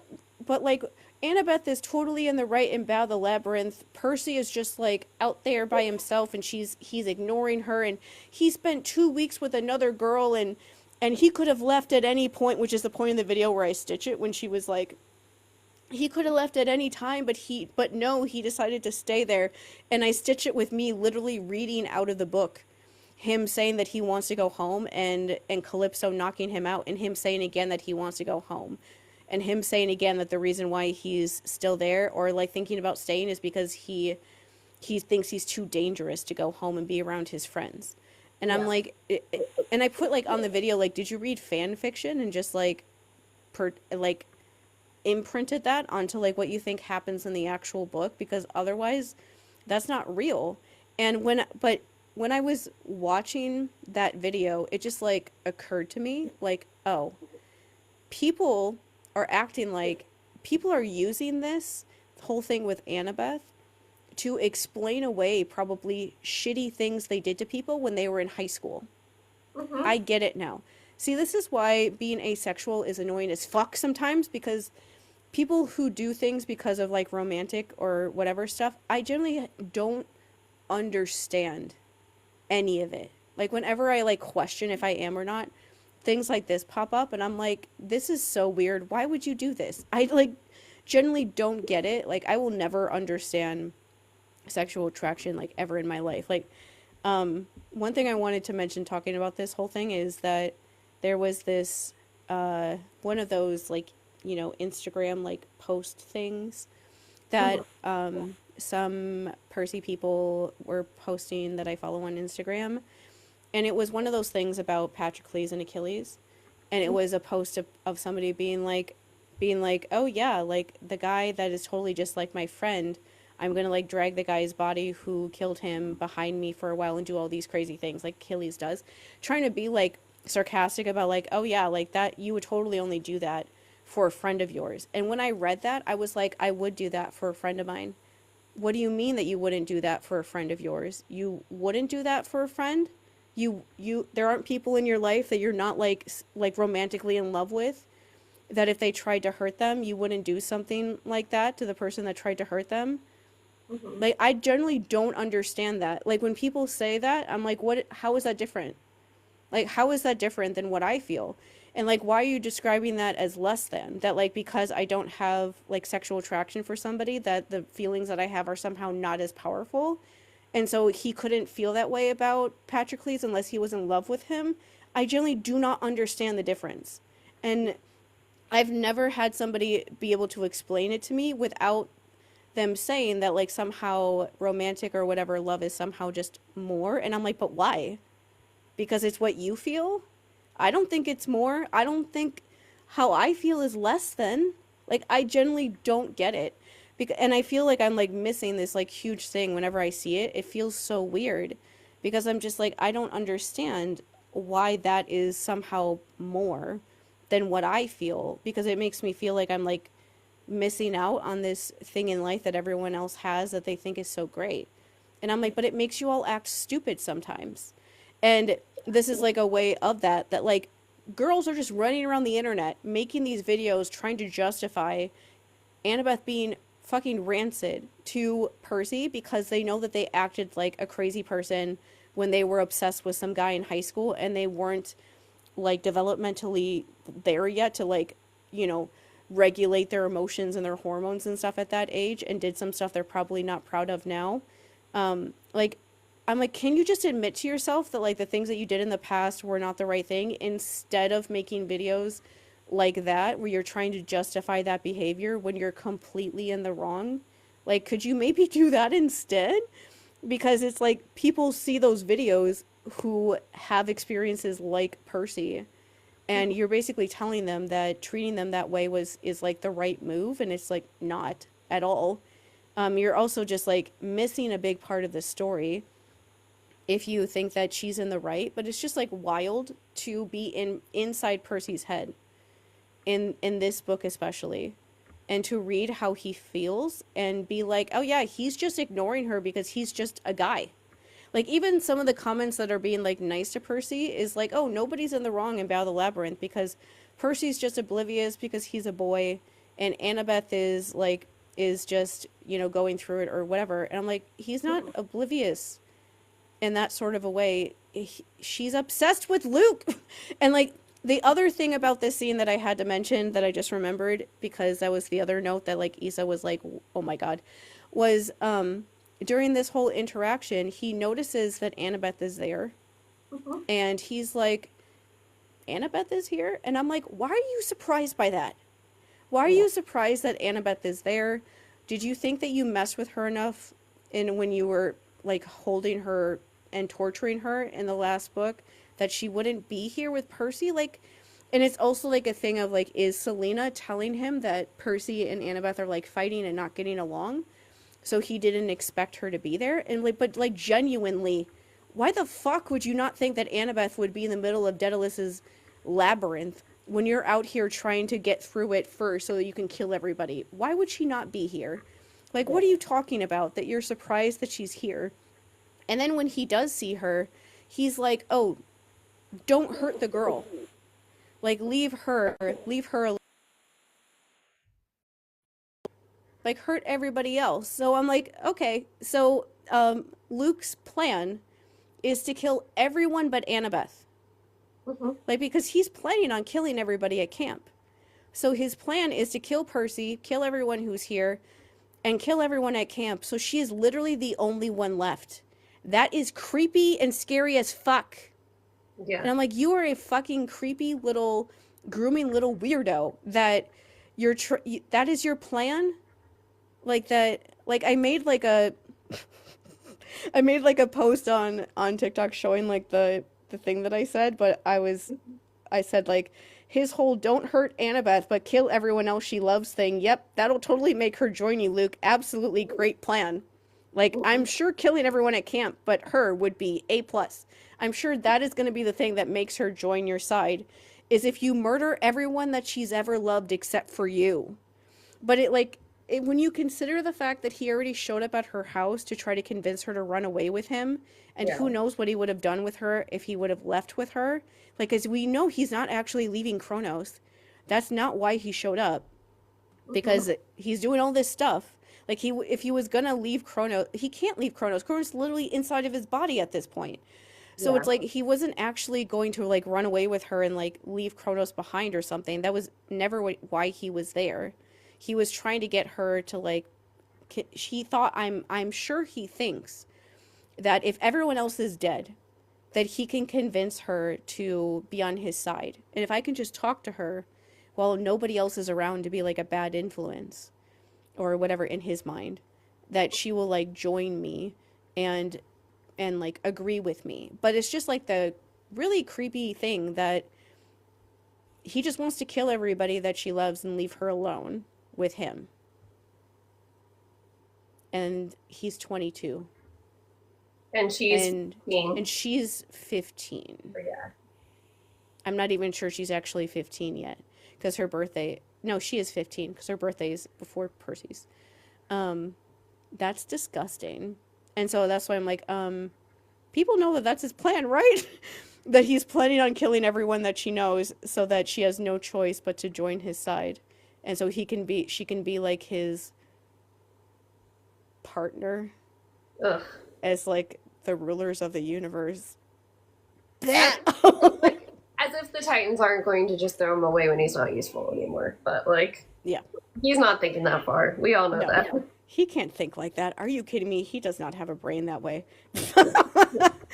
But yeah, and that part I was just like, "Oh god, that's scary. No wonder why I hate you so much."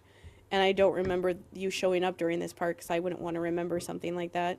Um but yeah, that's scary and weird and creepy that he would even consider that that's basically his plan. Like I feel like his plan was to thinking that he could somehow get Thalia and Annabeth on his side if he Hmm. could just like last long enough to talk to them or something. Yeah. Um, and they're both like, Nope. no. Um, Either way, it's interesting to imagine what will happen from this point forward. But Yeah, uh, we have about 2 weeks worth of chapters. I just counted. So we're getting close to the end here. I will say, like, we were talking about this a little bit today. Like, she had a good idea to do something Greek mythology related, but I also want to read like the Demigod Diaries stories because Yes. at least the Luke one is gonna be so hard for me to read because it's when I'm like reading something that like triggers me, I like don't read it. I like look away constantly when I'm reading it because I don't want to read it. And so like I tried to read some of his like short story when my mom got me the or you got me the Demigod Diaries a couple months ago for my birthday, and I like read 3 words and would just like look away, and I was like, oh god, this is going to take forever for me to read like this short story just because I'm going to have to like make myself focus. um You need there's the context of this story, right, to yeah, read that one. and there's like, well, the Luke one is like stuff that kind of happens Hmm. before any of the show and stuff like that to like give you like an idea of like how we ended up like that. Um, and then there's other short stories in the Demigod Diaries that take place like before the Last Olympian, Hmm. so we can read those too. And there's a fan fiction that is like in between this Bow the Labyrinth and the Last Olympian that as soon as I read it, I was like, oh, we should read this like we did reread some last time because I Yeah. really like the story and it takes place between the two and it's just a really good story about. It's basically a fan fiction about Annabeth realizing like how bad the whole volcano thing was because Hmm. the overall like thing of the fanfic is that Percy doesn't want to go to doesn't want to like swim at camp because he doesn't want to like take his shirt off because he has like a bunch of scars and stuff Hmm. from the volcano thing. And so he tries to go when nobody else is there. And then Annabeth shows up at a time when he thought nobody would be there and he starts panicking because he doesn't want her to see like how bad things are. And I'm like, yeah, this feels like actually accurate to how they are in the story. And Yeah. so I really like that one. There's other fan fictions like that, but that's like the best one at least that I've read so far that covers like that part of the story that we can actually read because it doesn't take place before it doesn't tell you anything about the last Olympian. Hmm. Um, but yeah, those are just things overall, and I'm sure there's and you also had a really good idea to talk about like the Titan War stuff and I'm sure that other things will come up. There'll probably be some people that decide that they hate us for no reason And I hope this year we don't have as many haters. well, I will say, like, it always helps when Becky Riordan's on your side. Yes. Yeah. Like, the other day I just like every once in a while I just like rewatch the beginning part of that video that she watched just to almost like think like she watched this. What did she think when she watched this? And like to like almost like have like some perspective about what she heard us say. And the thing that I think is really funny about that video, if she did show it to anybody else, is that the beginning part of that video is me. I literally say, like verbatim, say in that video, like, I was a scapegoat in my family. She was a golden child in my family, in her family. And so if you think that we're not right about this, you're wrong. And I just like start laughing. And like I said that because I'm just like used to people not believing me, and I have this like I just don't think people will ever believe me about things because of all the trauma stuff. And so I over explain a lot of the time because I feel like I have to do that in order for people to think that I know what I'm talking about. And so that's why I said that, but I'm like, that's hilarious if she showed that to anybody else because it makes it sound like I was like thinking that that was going to happen, and I'm like immediately telling them like stop being suspicious of me and just believe what I'm saying. It's so funny. Like it's really funny. Issa said to me, she's like, "You guys need to talk about this so that they can know about this too." And I'm like, "We have no idea if they actually watched anything of Yeah. ours." But I just think it's so funny that she's like thinking like, "Yeah, you guys need to talk about this and this and this so they can know this about." She's mentioned something about like, "Oh, you need to talk about this thing with like Artemis and stuff so that because they have to know about that too when they're planning Titan's curse and stuff." I'm just Oh, God. and like that's just hilarious. We have no idea if that is true, but it's fun to imagine it is. But Yeah. it's just so funny. And I will say that it does make it easier with that kind of stuff to get that sort of feedback that is like the best feedback on planet Earth that you could possibly ever imagine that we never were deluded enough to imagine we would ever get. Yeah. And so that is helpful with because honestly, most of the time the people that get, I mean, besides Epic the musical people that are just like deranged, most of the time people that don't agree are just they usually get upset with us because there is something that we're saying that is like accurate, and they Mm-hmm. don't like it. Like most of the time when people get upset with me about Luke, it's because I'm saying things that they know are true and they just don't want to admit it. And because it's like, yeah, when you point out like how ridiculous it is to talk about him that way when he's hurt all these people, it's like, would you say that about anyone else in our world?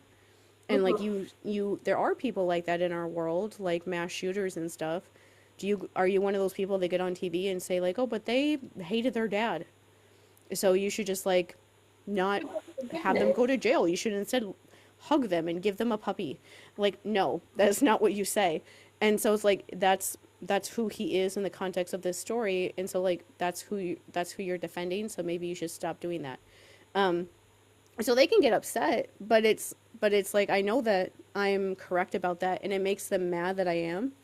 Mm-hmm. And like the stuff with like Artemis was the same kind of thing of like, yeah, it is really weird that she's convincing like these 12, 13-year-old girls to give up their entire life and their entire like just being a human being to Mm-hmm. join her, and then also have this idea that if you fall in love, that like you can only love somebody if you like have sex, and then also for that to be inherently something that like ruins you somehow. Yeah. Ew.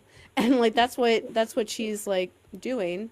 That's like her general idea. That's who she is as a god. That's what she's like in the story because that's who she is in the myth. And so I'm like, that is weird. And you can get upset with me, I guess, for pointing it out because you want the idea of Artemis being one of the nicer gods. Yeah. Um, but that's not nice that she does that. She's a little turf. Without like, she's one of those people that doesn't realize that she is. But I mean, if you have to literally turn like a man into a woman and you think that magically it's okay that a woman was watching you naked when you didn't know that they were there, the point is like, whew, it's gone. Yeah. You don't know where it is because it's left you already.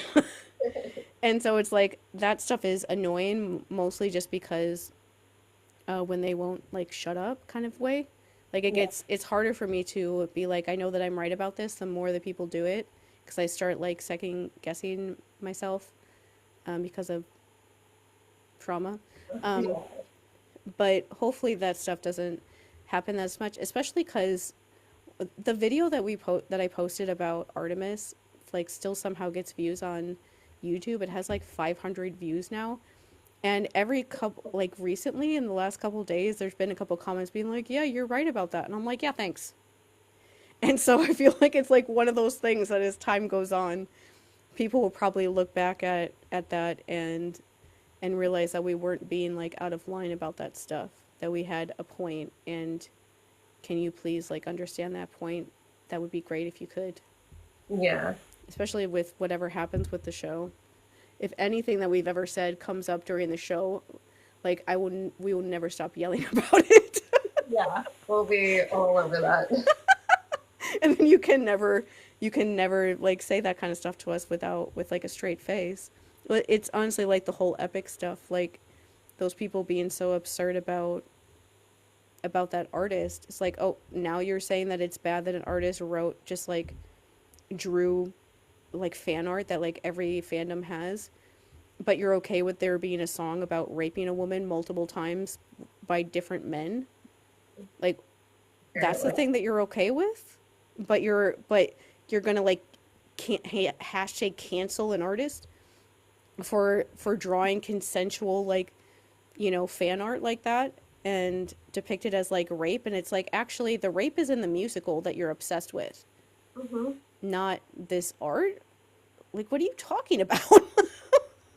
The attempted, they, because of course they always got on us about like, well, they didn't actually do it. Like, okay, whatever. It doesn't What? matter. And like the thing from that whole thing that I always think is funny is that I saw videos done by people who are in that fandom when all of that was going on, and my account was private, and I literally saw like comment sections. I remember I took some comments and like screenshots and sent them to you at the time, and I still have them on my phone in case anyone tries to like go too hard on me again about that. I'm like, there are people within your fandom that agreed with every single thing I said, including thinking that they actually did it because people were so freaked out by that song that they didn't want to listen to the next one. There Yeah. were like I saw like so many videos. I saw like 10 to 20 comments on one video where the guy was like, is he kidding with this song? This is like a little too far. And he put in like the little corner like, I still love Jorge though, which is why people were like nice to him, but and they like eviscerated me alive, but like there's so many people in his comments that didn't know that she isn't actually by anyone. And there were people in the comments telling them that it doesn't actually happen, including the guy who made the video. Because people were like, when you hear a song like that, you don't want to listen to the next song to find out if it actually. I was generally terrified that if I listened to the next song, there would be like a musical rendition of that happening to her. And so I didn't even listen because I was generally afraid of what was in the next song. And so there was a lot of people who didn't know that stuff because they were too freaked out to listen to the next song. Hmm. And it's like that's not what you should be doing to your audience, making them feel that way. If you don't have to make them feel that way. So why do that?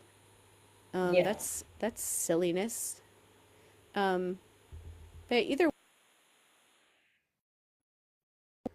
I was just gonna either way, we'll take like time to talk about other stuff before starting the last Olympian because my God, Yeah. Well, like not. I remember some of the stuff that happens in the last Olympian, and Jesus fucking Christ, I'm gonna need like some time to try to like handle that because it's just gonna be me crying all the time Not because only of that, so many but things. like I kind of also I hate how fast we outpace the show, and I'm Hmm. not saying they don't need to speed up; they're doing fine. But like it does feel like I wish we could read these a little bit closer to when the seasons are coming out. I But know.